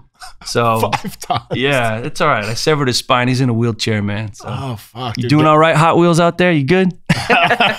He's still rolling around the hood, man. Was he's a gangster or what? Well, he was selling crack. So he just came from a long line of drug dealers. His sister was the one that was actually doing the transaction. He was the muscle. And then dad's in jail for trafficking meth in Texas, and mom's in jail for marijuana grow houses in Arizona. So it's just a lineage of. He's just that dude, man. So yeah. So that was when I was on temporary assignment with the undercover detail. So it was funny because after the scene was secured by a SWAT and all that stuff, you get whisked away. You got to talk to an attorney from the union and all that shit. So I went to do my walkthrough with homicide. And the homicide is this crusty old detective like you'd see in an 80s movie. Like he's half drunk, drinking coffee, don't give a fuck. He's like, how long you been on the job, man? I'm like, oh, 1.5 years. And he goes, you already undercover? And I'm like, no, I'm on a temporary assignment, man. He goes, holy shit, you're on a temp and you shot somebody? I'm like, yes, sir. He goes, how long you been on your temp? I'm like, 3 days. He goes, oh, God damn. He goes, you're off to a good start. I said, yeah, well, you know. So he was real cool, man. Like I knew, you know, this Nick Nolte looking motherfucker was going to do a good investigation. And I knew it was a good shoot. And so 2 of us were undercover up front. And we were in a van that had a curtain and there were 4 tactical guys behind it. So I had 5 officer witnesses. Oh, nice. So it wasn't like me and this dude in the alleyway and nobody saw. And you know what I mean? Like, or the little weird cell phone footage. It looks like, oh, this cop just shot this motherfucker for no reason. So I was very confident. And I was confident in my decision, too. There was no doubt that this guy needed to be shot. So it went through the use of force board. It was unanimous in policy shooting. It still resulted in a 6-year, $30 million lawsuit. Sucks. And that guy won? No. Oh, so what I learned is they sue you personally, too. It's not just the department. So I thought, holy fuck, how can they come after you? You know, the city of Phoenix, I get it. Wow. But they come after you personally. So it got dismissed and then appealed to Ninth Circuit, and then they dismissed it. Wow. So I was like, so unless they want to appeal it to the Supreme Court, it's dead. It's a trip. But yeah, it was nerve-wracking, man. I mean, it's really... It makes you not want to be a cop. I mean, that's what I'm saying. Well, I had another buddy, I won't mention his name or get into the story, but he had to do 7 years hard time for an on-duty shooting. And when you see that, and that happened just before my shooting, so I was like, oh, fuck. Just because of the way it's perceived, what the media gets a hold of, the spin that's put on it. You know, ethnic mixes come in. I mean, there's so many things of modern politics. It's just like, bro, like even if you were 100% sure of what you're doing, it could still be taken out of context. So it's scary. I mean, again, that's part of the reason, like, you know, this isn't breaking contact on Route Irish. And you send a little Foxtrot report to your team leader. This is the city swarms, the news media gets a hold of it. You know, but luckily, like I said, I had 5 officer witnesses. And, thankfully, man. And it was a solid story. Well, then it's your word against, and especially dude lives. So now he can make up whatever fucking story he wants. It wasn't on film, you know, so it was scary. You know, you're definitely, you know, sucked into a different world, a lot of stress, man. So, but I rode the wave several years after that, to the point where I just honestly felt like there are so many rules. Like our hands are really tied out there running the streets. And nowadays, it doesn't even have to be a bad neighborhood. That shit happens anywhere, man. Yep. So especially in bad places like New York, Chicago, Phoenix, Houston, big cities, man. Yeah, Atlanta. Damn, man. Nuts. Detroit, all these big city have big city problems, and these cops, you know, I tell people all the time, it is the hardest job I've ever had because one, there's a lot of academics to it. So you're the buffer between lawmakers and criminals. So you got judges and attorneys that want to eat you up, think you're an idiot. The criminals want to eat you up because you're ruining their day. So you're this little pawn in between. So you have to go fight the bad guys, and then you put them in jail. Then you go to court, and the attorneys put you up on stand and make you look like a fucking idiot. And it's on your days off. You know, you never go to court during. You know, it's like fuck, dude. I gotta. You know, I get off shift at 7 a.m. I have court at 10. Like, okay, well, I'm gonna go sleep in my car for 2 hours. Yeah. Then show up feeling like shit to court. And it doesn't stop. And then internal affairs is always like, whoa, why did you have to hit him? Like, whoa, yeah. Have you ever worked South Phoenix? Can I ask you a question? Where did you work? Oh, North Phoenix, giving traffic tickets. So you don't know how a traffic stop got violent. Okay. Right. I would tell him, come do a ride along with me. Anytime you want to get my patrol car and work South Phoenix at 3 a.m., and we'll pull over that car and you get out with me and we'll go talk to him. Yeah. You know, so it's just those types of people tend to go to internal affairs and they can't understand how could this happen, you know. For sure. Luckily, when my case for the shooting went to internal affairs, the lead investigator was a former South Side cop, and he was on the same specialty squad I was temping on. So I was like, oh, thank you. Yes. Seriously. Again, that's that whole who's in play determines your fate. Could have changed. Big time. Man, yeah. If it had just been some, you know. So is internal affairs there to protect you or to? No, they're there to investigate.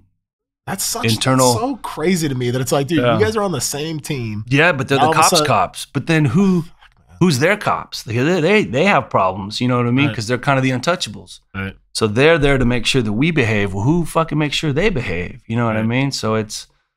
Yeah, it was the same way in the military too, right? Because you have like in the Navy, you have the NCIS and then the Air Force on the side. Who keeps them in check though? You know what I mean? Who fucking knows, man? Like I got busted, you know, and I talk about it openly, you know, like I was doing steroids, whatever, and I got in trouble for steroids when I was in the Air Force. And I mean, thankfully nothing really came of it, but it's like, dude, the guys that I'm fucking getting interviewed by and shit. Yeah.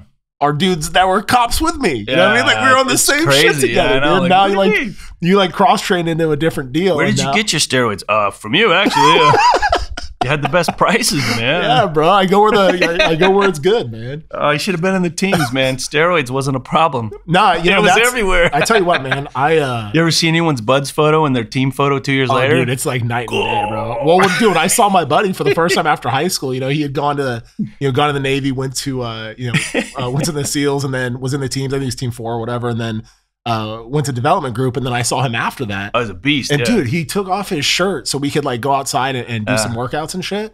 And dude, he looked like a fucking gorilla. Yeah. I was like, dude, holy shit, dude. I noticed that, man. I'm like, wait, something's going on here because no one's that big in Buds. Yeah, no. Teams, there's some gorillas, man. Oh, for sure. But then I have one of the pictures I post once in a while is a picture of me in the regular Navy and a picture of me in the teams, and it's like, bro, that ain't protein powder. I'm like, what are you talking about? Creatine water, dude. Creatine water. Ultimate Orange, man. That was the shit back then.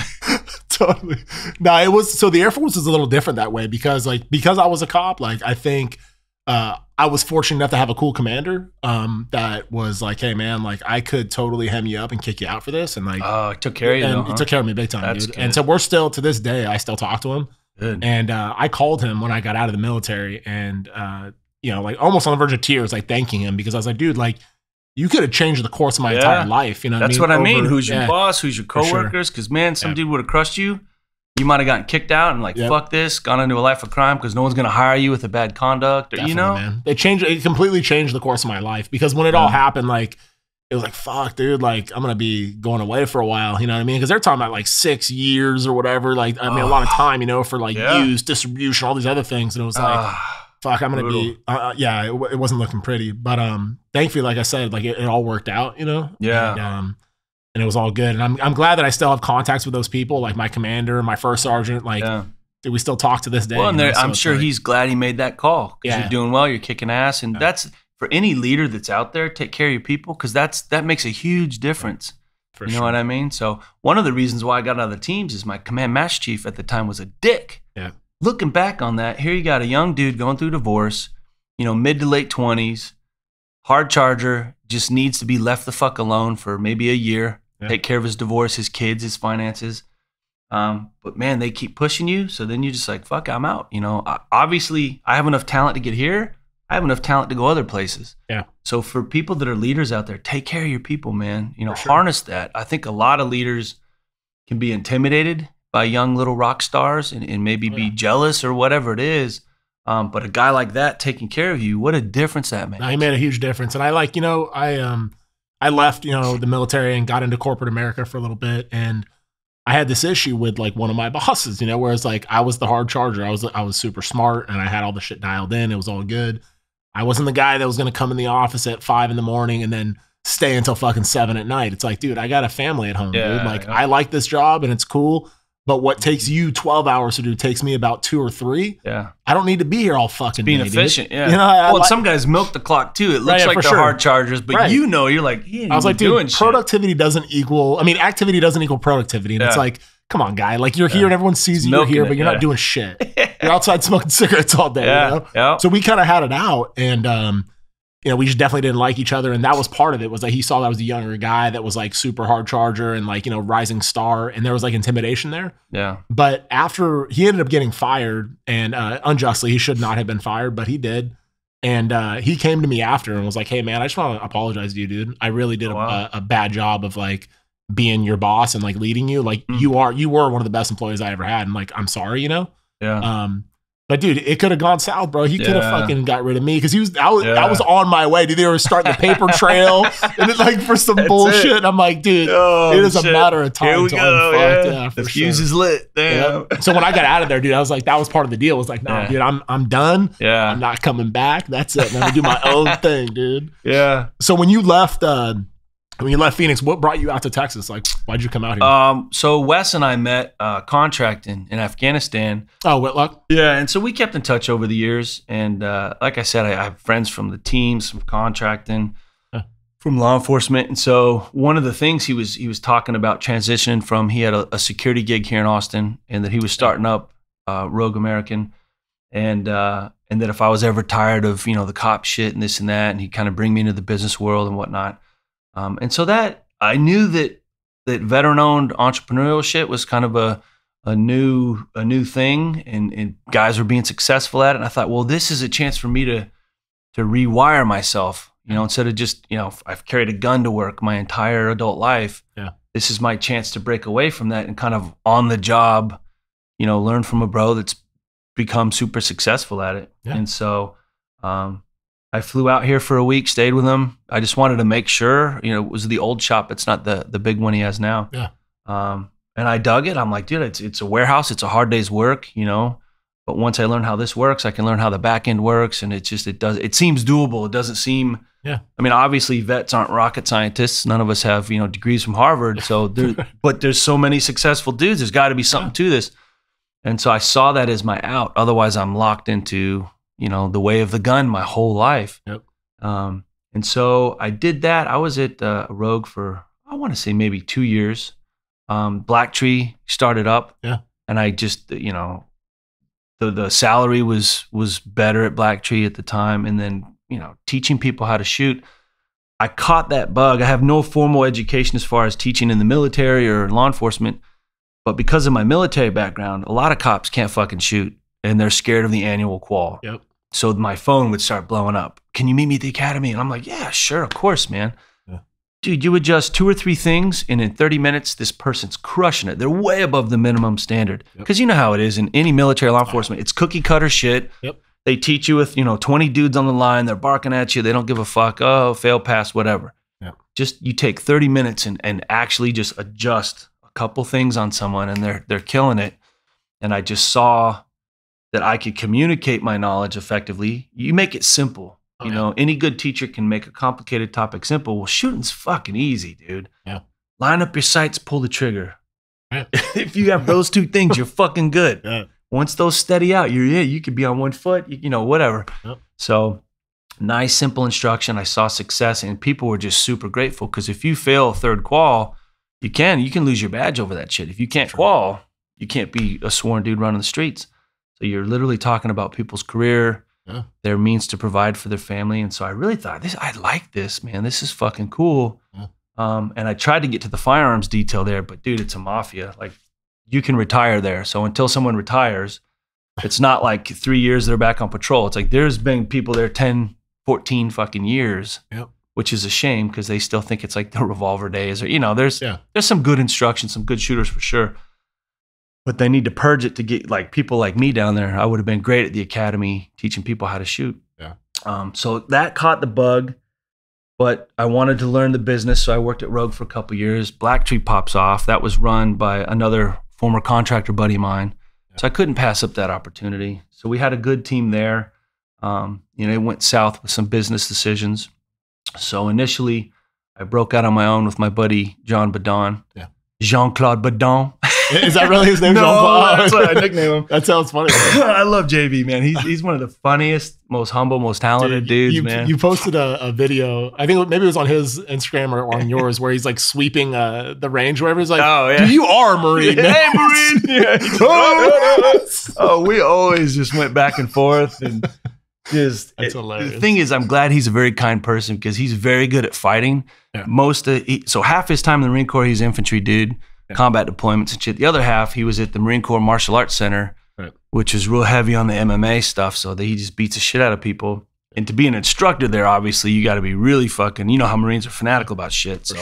So luckily, I give him a lot of shit, and he hasn't wrapped me up yet, but I know he thinks about it. So he gets that look, and I just kind of walk away, or I just reach for my handgun.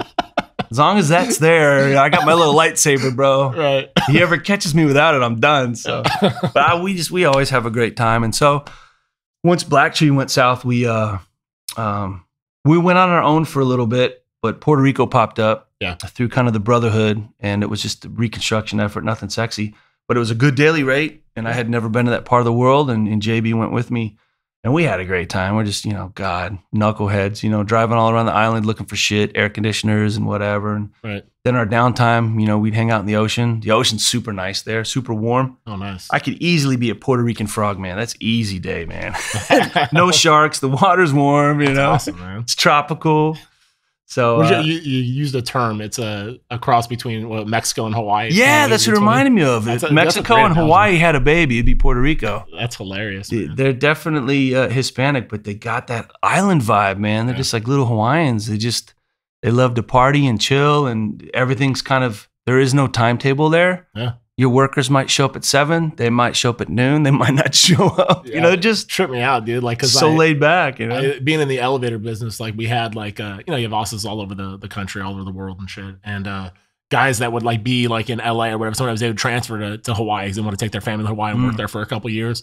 Usually get island fever and you don't stay there long. You leave like within 3 years or so. Yeah. But like, dude, it's so different over there. I was like, yeah. They're like, bro, we'd be in the middle of like a safety meeting, or we in the middle of like, a big job or whatever. And be like, hey, bro, it's like a huge swell, bro. We gotta go get it, dude. The ocean's calling. So they would just take off and go surfing. I'm like, what the fuck? That's kind of cool though, because it's like everyone's just chill. Everyone's just chilling. No one's speeding, I think I would fit right in there because like my wife like always makes fun of me, dude, because I drive like a grandma, That's like, how I do. I'm cruising. I'm not fucking driving fast. I'm not in a hurry to get anywhere. I'm always on time, man. 100%, so like I'm just chilling, dude. Like she's like, you don't even change lanes on the fucking freeway. I was like, why do I need to?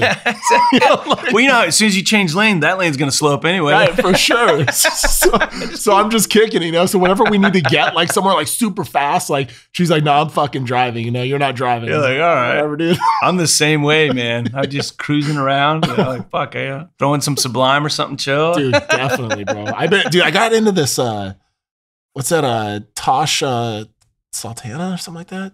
Is it Tosh Sultana? Does that sound familiar to you? No, Dude, hold on. I'm gonna look it on my phone, man. I think it's Tosh Sultana, dude. It's gnarly, dude. Like the gnarliest. And I didn't know who this dude was. I was like, man, who is this kid? Nice. Yeah, Tosh Sultana, man. I'll have to check he's like it out. like 23 years old or whatever, just a one-man show. And I thought it was a chick when I first heard like the music. And I was like, wow, is that a chick? And I looked it up. And I was like, oh, it's a dude. And he's from Australia, I think. Oh, and nice. But it's like a reggae, like, and he's got the drums, he's got the guitar, and he's doing it all himself, you know? I'm like, nice. This is fucking awesome. That is cool. So, yeah, I love reggae, man. I just went to the One Love Festival in Long Beach. Oh, nice. My cousin has a band, you know, so it's like a SoCal, like reggae, you know? Oh, nice. Yeah, yeah. I mean, you just get stoned just like standing in the audience, just dude. Just being like, there. Dude, there's so much contact weed. high. Bro, we walk in, like, we can't find the bus. You know, we're looking for the bus that takes you to the actual like venue at the Queen Mary. So we're like driving around, like, dude, where the fuck do we park, man? I can't figure this out. And she's like, well, I'm really hungry. Like, can we like just get something to eat and then we'll just figure it out after that? I was like, yeah, it's cool. So we go to like Yard House, she got a bite to eat, and I get in the Uber. I get an Uber to like take us over there, and I get in the Uber. It like reeks like weed. The guy's he's totally stoned. You know, he's like, you know, man, I would love to like take your money, bro, but I can't even get in there, man. I'm like, why not, dude? And he's like, well, dude, they closed it all off, bro. He's like, dude, I mapped it all out yesterday. There's really no way I can do it, man. So you know what I'll do, dude? I'll drop you off at the shuttles, man. They'll take you there. And like, it was like trying to have a movie, you know? So like, all right, dude, the shuttles are like 200 yards away. I'm like, dude, I can walk. But anyway, he drops us off. We walk in, dude, and it was like a Cheech and Chong type deal, dude. We walk in, the bus is like all musty, dude. There's like dew all over the inside of the windows and shit. It smells like a fucking pot farm, dude. I'm like, oh, this is great. But the show itself was super cool because it's like you can go to things like that, man, and like, no, you ain't gotta worry about like anybody getting crazy. You know what I mean? Yeah, dude, it's so One Love, dude. Everyone's just chilling. You know, it's super cool. That's a good vibe. Yeah, yeah, definitely. So, what are you guys? What are you doing now? So, like, Black Tree was done, and then you started that thing with John, and then I saw that you and Ray are doing Mission Critical. Yeah. So me and Ray hooked up. We've known each other, through the network, through the Brotherhood for a while. Yeah. And I had been doing some part-time work at another training company, which was cool. Tier 1 groups outside of Memphis, and so they train active military. So that was fun. But it's temporary and it's a lot of traveling. Yeah. So Ray and I chatting, we have this opportunity, and we also have another business partner named Ryan. Ryan is the magic behind the curtain. Nice. I don't even know if he wants to be known, but Ray and I are, we are who we are, and we have a public. We're out there. People know who we are, so we're not afraid to talk about each other. Yeah. So it's 2,200, 2,300 square acres up in Gatesville, Texas, which is, I would say it's about halfway between Austin and Dallas. Yeah. So about 2 hours north of Austin, 2 hours south of Dallas, sort of in the Fort Hood, the Killeen area. Okay. And so we're developing it right now. We're kind of in the construction phase. We've laid it out. We want to cater to civilians, law enforcement, and military. So that's kind of our 3 phases.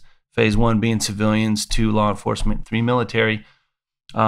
Because obviously with law enforcement and government contracts, it requires more on the property, structures to, do CQB and things like that. And so there's a lot being invested to develop this property. It already has a lot. I think we have 3 or 4 long ranges. So we have an SF sniper dude, Larry, that we pulled in the mix. One of the ranges, like 1,800 yards, some ridiculous distance. It's got nice steel targets and cameras and all this. I guess it's got some mobile moving system that Dev Group uses. Yeah. That we're installing, so it'll be one of the premier long range, long gun facilities, which I know nothing of. I'm a short game guy. Right. So that's primarily what Ray and I are going to head up is the handgun, the carbine, and then Ray's got his grinder PT experience. We're actually replicating the O course that's out in Coronado on the Buds compound. So we got the schematics for it. And that way we can prep people if they're getting ready for a selection. Also, corporate team building events, we'll utilize the O course. Really, that's Ray's specialty, his wheelhouse. Yeah. Obviously, he's a shooter, being a team guy. He's an intense dude. He is, man. Yeah, he's a good dude, super motivated, super positive, super smart. So he brings a lot of energy to the teams. I'm kind of a laid back Pauly Shore type dude, So Ray's energy, like together we kind of the yin and the yang, brother. We balance each other, man. I chill him out a little bit. Yeah. Maybe sometimes I piss him off, but usually I chill him out. It's all right, bro. It's chill. It's cool, chill, man. Bro. Just go with the flow. It's good, man. Nothing's on fire, bro. We're good. Yeah. But we work great together and have a great time. And anytime there's 2 team guys, we try to shoot each other and have fun and just that camaraderie and that healthy competition. So And we'll also fly in depending on the group and what needs to be done. You know, we have a list of, you know, temporary cadre that we'll bring in and stuff. So if we have a big event, we'll fly dudes in and That's rock awesome, and man. roll. So yeah, super excited. It's called Mission Critical. The website is missioncriticaltx.com. Okay. All of our stuff's on there. And then on Instagram, it's Become Mission Critical, at Become Mission Critical. Sweet. And then mine is Frogman2155, as you said. Yep. And Ray's, I'll give him a little shout out. He doesn't need it though. He's got tons of followers. But if anyone's interested in Ray, I want to see exactly what it says. It's at Ray Cash Care, right? Yeah, I think so. I mean, I have everything saved. So, yep, Ray Cash Care. Yep, at Ray Cash Care. So, through our personal social medias, you know, we'll always kind of highlight what's going on with Mission Critical. Yeah. And then we have our own business account that it's in the infancy. It's only got a few hundred followers, but we're growing that. We're putting out content. What I would say to anybody listening is any questions you have that's training related, firearms related, send us a message, because that's what most of my content is producing videos that are answering these questions. Because people will ask, like, where do I put my finger on the trigger? You know, whatever it is. Well, if one person wants to know, you know, more people want to know. So I'm happy to do a video for it, or same with Ray as well. So if there's any questions, we're really interactive with our supporters. So I think that's what makes us a little different than most training companies. Yeah, for sure. Especially in firearms community, it's a lot of showmanship, and they're exhibitionists. How fast can I shoot fucking 50 fucking cardboard targets? I mean, that's cool. But I really focus on the basic level, because I believe that that's where mastering the basics makes you a better shooter. So who I really cater to is average Joe that just wants to get schooled up in the basics, really. You know what I mean? For what if they're worried about workplace violence or home invasion, and I'm not a paranoid driven. Some people just like to shoot. Yeah. I'm not one of these companies that's like, you're going to get attacked. You better come down here and we'll turn you into a ninja. You know, it's just, you know, I've trained people that have credible threats, you know, the crazy ex-boyfriend or whatever. Yeah. One of my first clients was a sweet old lady whose husband died, and they live on a ranch. Yep. And his job was always security. Now that he's gone, she needs to learn how to use a gun. She just never wanted anything to do with firearms until he passed. Yep. So I spent a few days working with her till she was comfortable and proficient. So there are people that do need it for protection. Yeah. I think a lot of people, they just enjoy the activity of it. Yep. And so I cater to, like I said, it's not fear-based. You know, these guys that post all these videos of like a robbery and this is going to be you. And your chances of winning the lottery are greater than being in an active shooter scenario. I'm not saying don't think about it, don't prepare for it, but I think a lot of guys make a career out of this fear-based training, and the chances of you being in that situation, half of it's just being smart. Yeah. You know what I mean? You can't get killed at a protest if you're smart and you're at your day job anyway. You know what I mean? Yeah, You're doing the right thing. Yeah. You're probably going to be okay. That's why I tell everyone, man, like back in the day when I was younger and stupid, you know, I was getting in all kinds of hairy situations, you know, and it's like, you have to realize at some point, like, you are the common denominator. I'm putting myself in these. Absolutely. So like as I've gotten older, that's what I tell people. Like, just remove yourself from that equation. You're going to be okay. Right. Is there random shit that happens? Sure. There is. But, you know, if I'm at a strip club in the hood at 3 a.m. drunk at an ATM, I might get jacked. You know what I mean? Yeah, definitely. Yeah, for sure. But, you know, if you look at that sentence, there are several things that I did to place myself in that scenario. So I think most of what I do is just training people that enjoy to shoot, and they just want to get better at it. They want to get comfortable at it. And so it's not cookie cutter. Everything we do, me personally, I always have an idea. I have a method of how I teach, but I really vibe off my students, whether it's a private one-on-one or a group. Because if an individual or a group of people is grasping something, why beat a dead horse? Let's fast forward. I get off that linear battlefield, because everything happens in a three-dimensional environment. So let's talk about angles and distances, introduce some movement. Because if you look at how most people train, they're on a line, shooting at targets that are on a line. But then what happens in a gunfight? You're running around, they're running around at different angles and distances, two moving. And so that's why no one's hitting shit. Right. So why don't we practice that? You know, at least get the shooter moving around. You know, if you have a high-speed system, then your targets move around, but they're hard to come by. Yeah. So that's some of the training that we want to provide at Mission Critical. For example, we're installing a Rogers range right now. And so a Rogers range is an interactive steel target. There's I think we're the 4th one in the U.S. We're the only one in Texas. First time I saw one was at Tier 1 Group out in Memphis. And each lane has 7 different target stations with these little, like, I think there's 6 or 8 inch things that pop up and stuff. Yeah. And so it's all computer driven. And I call it the soul crusher. It will humble you. No matter how good of a shooter you are, the actual test is 9 shooting evolutions, and it's a dick dragger. I mean, it is weak-handed. It's weak-handed mag changes. I mean, it really tests your skill set. Perfect score is 125. My best, I think, is like a 91 or a 93. Oh, wow. So it's like, fuck, I don't. So if you practice that, like it's like someone like me that, I wasn't a Navy SEAL and I go out there and I start practicing that shit and get super proficient at it, would it be like, okay, now I'm probably good in the real world?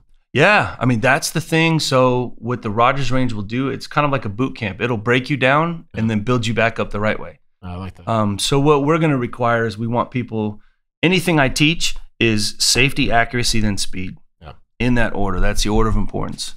Obviously you have to be safe. If you can't do it slow, you can't do it fast.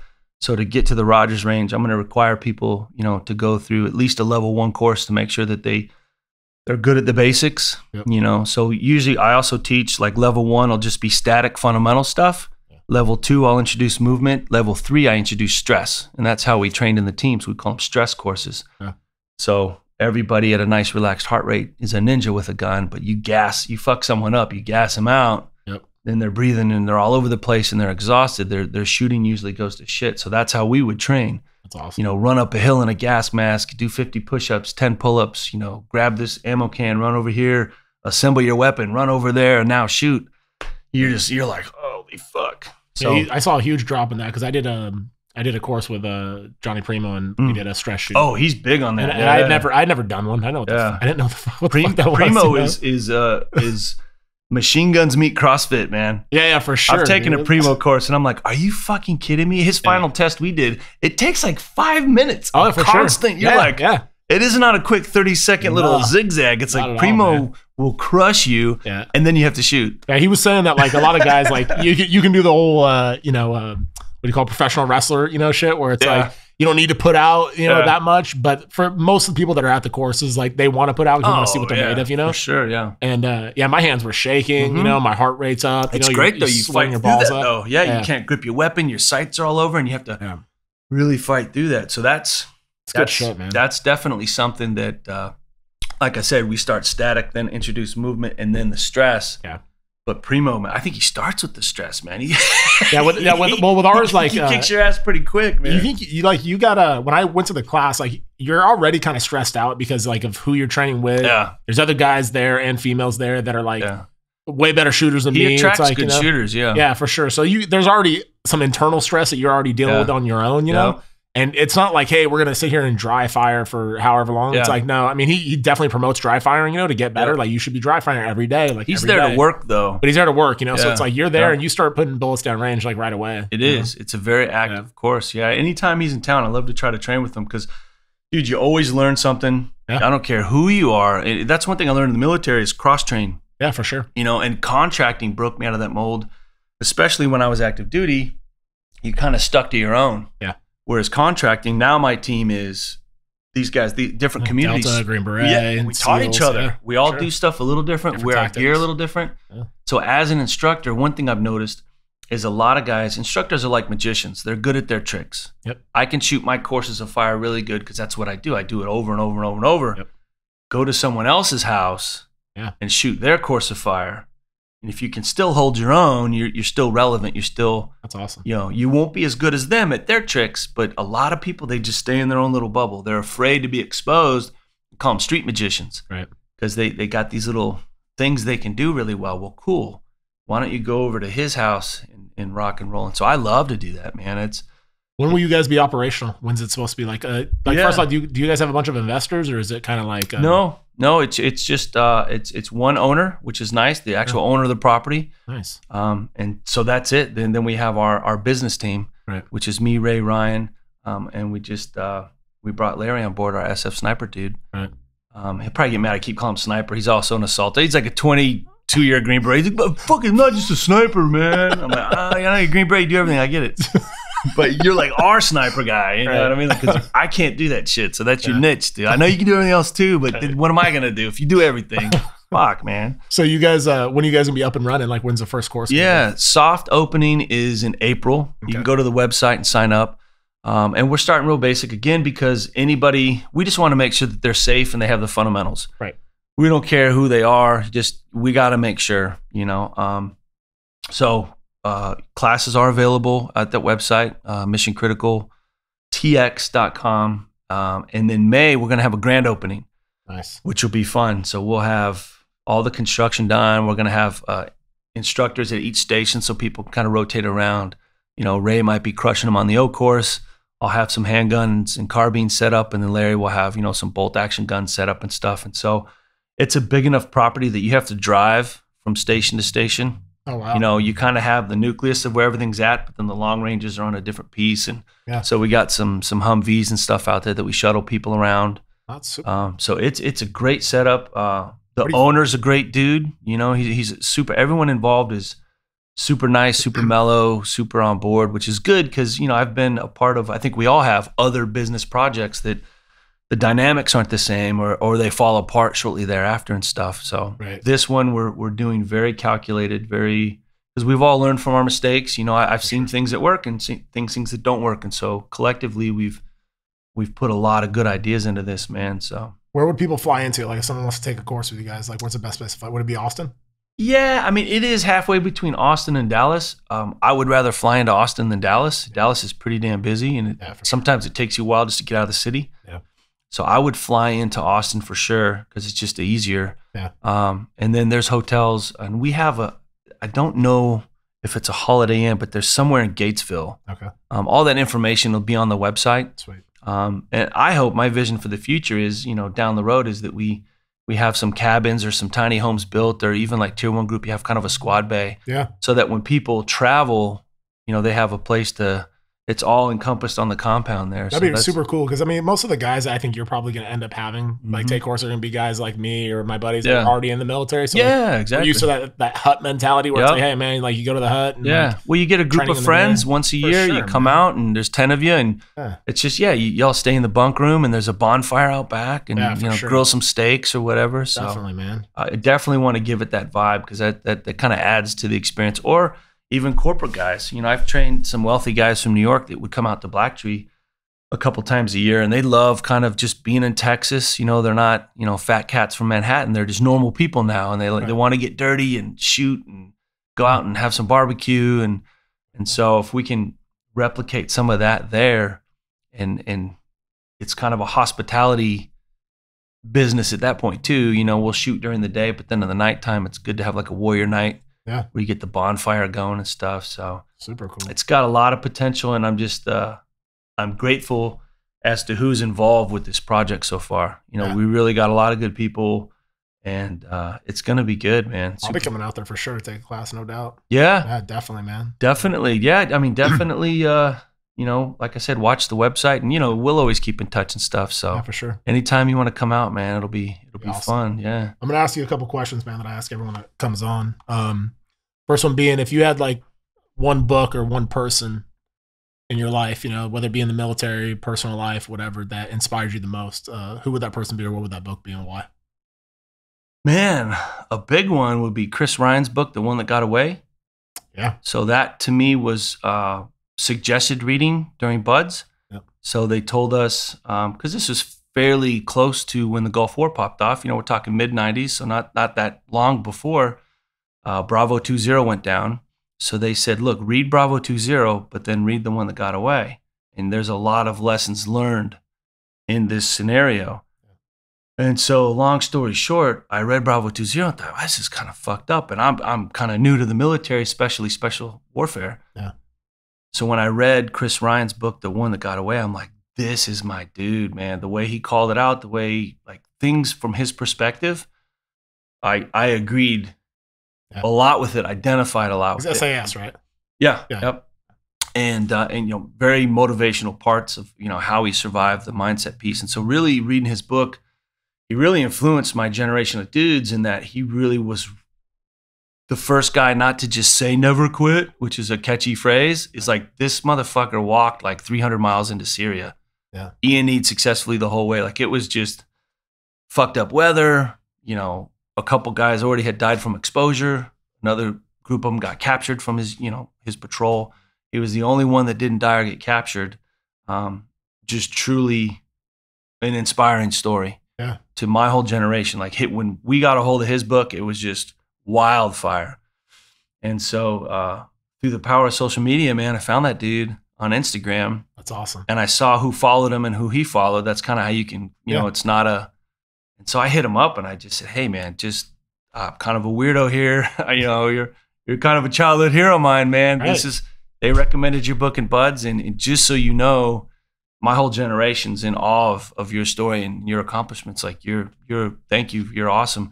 Dude, he hit me back like a bro. He's like, what's up, mate? Hey, you know, just fucking cool dude. We've talked on the phone a bunch of times and just such a down-to-earth guy. And like, he's just in my era of dudes, he was just this legend of an example of what to be as an operator. Yeah. And so that was very pivotal for me as far as my young molding of my military mindset.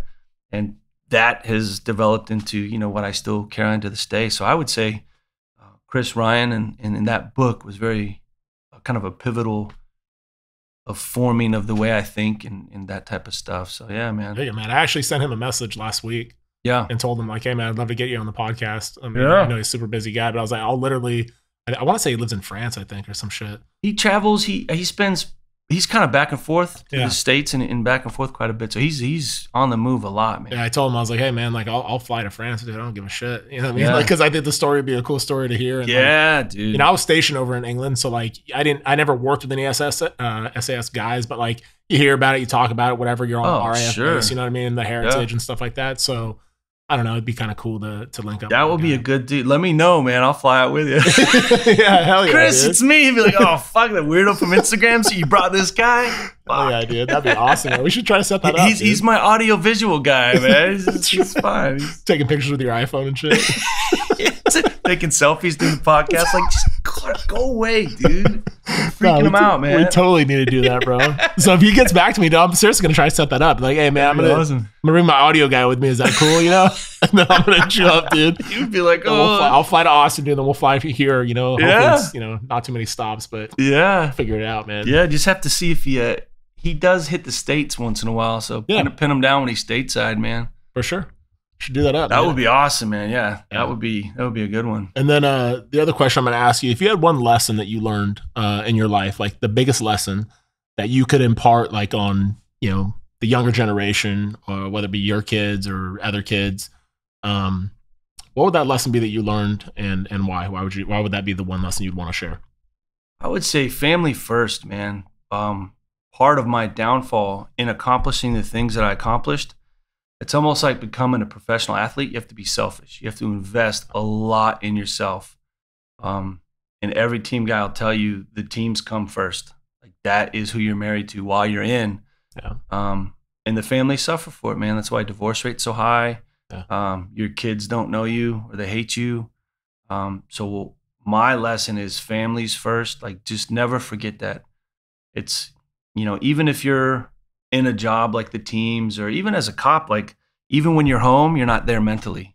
Right. You're always thinking about what just happened or what I got to get ready for tomorrow. And this was one of my biggest downfalls as a human being. It was so focused on the mission, the crew, the boys, that it was blatantly obvious, you know, that my wife and kids, or whoever I was sharing my life with at the time, you know, really came in third place. You know, it was the mission, then the men, then the family. Right. So my lesson, looking back on that now that I'm getting older, is I would, if I could do it again, I would somehow figure out a way to make my family feel more special. Right. You know, so even if I don't have all the time in the world, it's the quality, not the quantity. Yeah. And I fucked up on both of those. I didn't spend a lot of time with them, and the little time I did spend with them, I was always still somewhere else. Yep. Still detached. So that's something, looking back, I have very few regrets, because the things I fuck up, I usually learn from. Yeah. So I don't regret that. Yeah. But look, that is definitely one thing.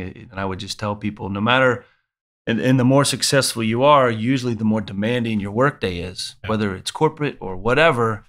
Even if you're a billionaire CEO, you know, make sure that family or whoever's in your life, you know, family first, man. That's something that I did not do well, that I want to do better, you know? Yeah. It's a tough line to walk, you know, especially in the career field that you were in, you know, because it's like, Yeah.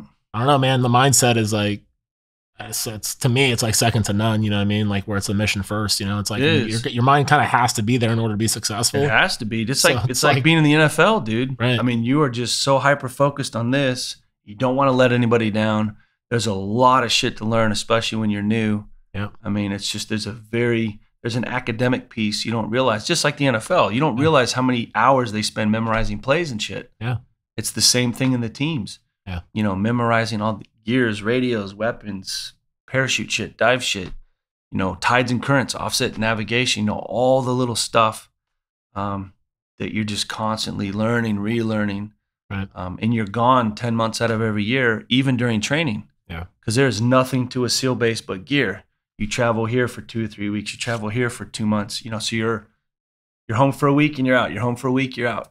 And so that week that you're home, you're not really focused on your family. Yeah. You know, you're doing laundry and yeah, for sure, packing up new shit. And I'm actually I'm getting ready to interview a guy from that was in the NFL, Kyle Turley. You know who he is? Mm-mm. He was on the Rams, and he played for the Saints too. Okay. He's like on the Saints. You probably seen the video where he grabs a guy's helmet. Like there's a big fight or whatever. He grabs a guy's helmet and he throws it. You know? No, I didn't see dude, that. YouTube, you can see it. But like Kyle Turley is gnarly, dude. So he actually lives like right by me. So oh, cool. I was like, man, I'd love to talk to that guy. So I just reached out to him, and he was like, yeah, man, let's do it. That's cool, dude. Yeah, so I bet he'll tell you the same thing. With probably how dude. much you have to dedicate. Yeah. And it's the same thing with, you know, business people. Yep. You know, it's the same thing. And so I think my message to anybody would be to figure out a way to keep your family a priority. Yeah, it's tough, man. Because I went through it too, you know, just being like working, you know, it's like yeah. phones going off, emails, whatever. And it's like you want to be responsive, but at the same time, it's like, yeah, dude, your kids are trying to get your attention, bro. Well, like, yeah, it's tough. And you're just like, yeah, that's cool. Okay, well, did you hit them back? Okay, fuck, whatever, you know. Poor kids are like, whatever. Yeah. Nah, that's a good one, man. Just told you I'm pregnant, Dad. And you're like, wait, what? So true, man. Yeah. So true. They grow up fast too. You know, I got grandkids now, man. Oh, do you really? My kid has kids. So holy shit. That's what I mean is they grow up so fast without you even noticing. And then now they have kids. And so it's, whew. Yeah. Are your kids here in Texas? Or are they Colorado? They're still in Colorado? Yeah, everyone's in Colorado. And so that's always been my curse. So my main reason to come back from, you know, overseas was to be with my kids. Yeah. But then I have to go where there's work. So nobody's hiring in Colorado at the time, law enforcement. So then Phoenix, and then this opportunity to come out here. So I'm kind of like, fuck, I'm kind of stuck in Texas right now. Right. Unless anyone in Colorado wants to hire a firearms instructor, then hit me up. But then it's cold as shit. So I don't know if I want to be outside shooting, you know? Right. For sure. But hey, man, I genuinely appreciate you coming on and, you know, sharing your story, dude. I know it's going to resonate, you know, with a lot of people, and especially this last lesson, you know what I mean? Because everyone needs to hear that, you know, because we all get stuck in our own little silos, you know, and it's like, there's people depending on you, man, that want your attention, dude. That that's what matters most, you know. At the end of the day, the job and all that shit's not going to be there. Well, it goes on without you, right? You know, you think that like the teams are so important. As soon as you get out, you're already forgotten. Right. There's somebody younger, more talented that's filled your shoes. Yep. But your family's still there. Yep. And now there's a lot of damage to be dealt with or bridges to be built. Sure. So don't let that happen, man. Yeah, definitely, man. Definitely. Well, I appreciate you, brother. If there's anything that I can do to help you, to promote you, there's one company that we didn't talk about that I'm going to talk about because you're wearing the hat and it reminded me, is American Skull Factory. I use the beard oil. If you guys don't use beard oil, you need to start and hit up American Skull Factory. So they can find that on Instagram at American Skull Factory. Mm-hmm. Yeah. And then is there a website for that? There is. Yeah. Okay. AmericanSkullFactory.com. Cool. Or hit me up on my personal account. You know, any questions. I get questions. I reply to every question I get. Yeah. And so any questions about the military or about Skull Factory or about shooting, you know, I will answer every question. So kind of have an open door policy on social media. So I like it, dude. But yeah, check us out. Definitely. We're super pumped about our products, and you know, we got a couple little ball caps and just, you know, the normal stuff. We're not trying to be an apparel company by any means. I really dig the beard oil stuff's fun. It's the secret in the sauce is my wife's knowledge of oils being from Thailand. That's awesome, man. So she really understands what's good for the skin, what's good for the hair, and then what smells good. Yeah, I think I got Death Blossom. I think that's one you recommended. I think that's what I use, and it smells so good. It does. A lot of these beard oils that other companies make, it smells like pine sol, right? Or because it's dudes making it, right? It smells like, you know, someone just killed a Christmas tree or something. Right. Which, I mean, if that's what you're going for, right? But the formula my wife came up with, I'm like, damn, this is nice. Like, it smells good. Yeah. It stays on your skin, it conditions, and it makes your hair softer and stuff. So she actually puts oils in there that are meant for those things. It's not like, you know, some dude just vegetable oil, Italian dressing in it. Hey, we got some beard oil, you know. This is how dudes are, you know. Right. So our secret is it has an Asian woman's touch to it. I like it, dude. Mama Goose's secret sauce. I dig it. I dig it. Well, thanks again, brother. Like I said, man, if there's anything that I can ever do to promote your brand, to promote you, and to help you in any way, man, I'm more than willing to. And I'm glad you came on the podcast. And I look forward to linking up with you again, man, taking a class with you for sure. Thanks, brother. Also, let's get Chris Ryan on here, dude. We'll tag team him. Oh, definitely, dude. We're going to tag him on here for sure. All right, brother. We'll talk soon, man. Thanks, man.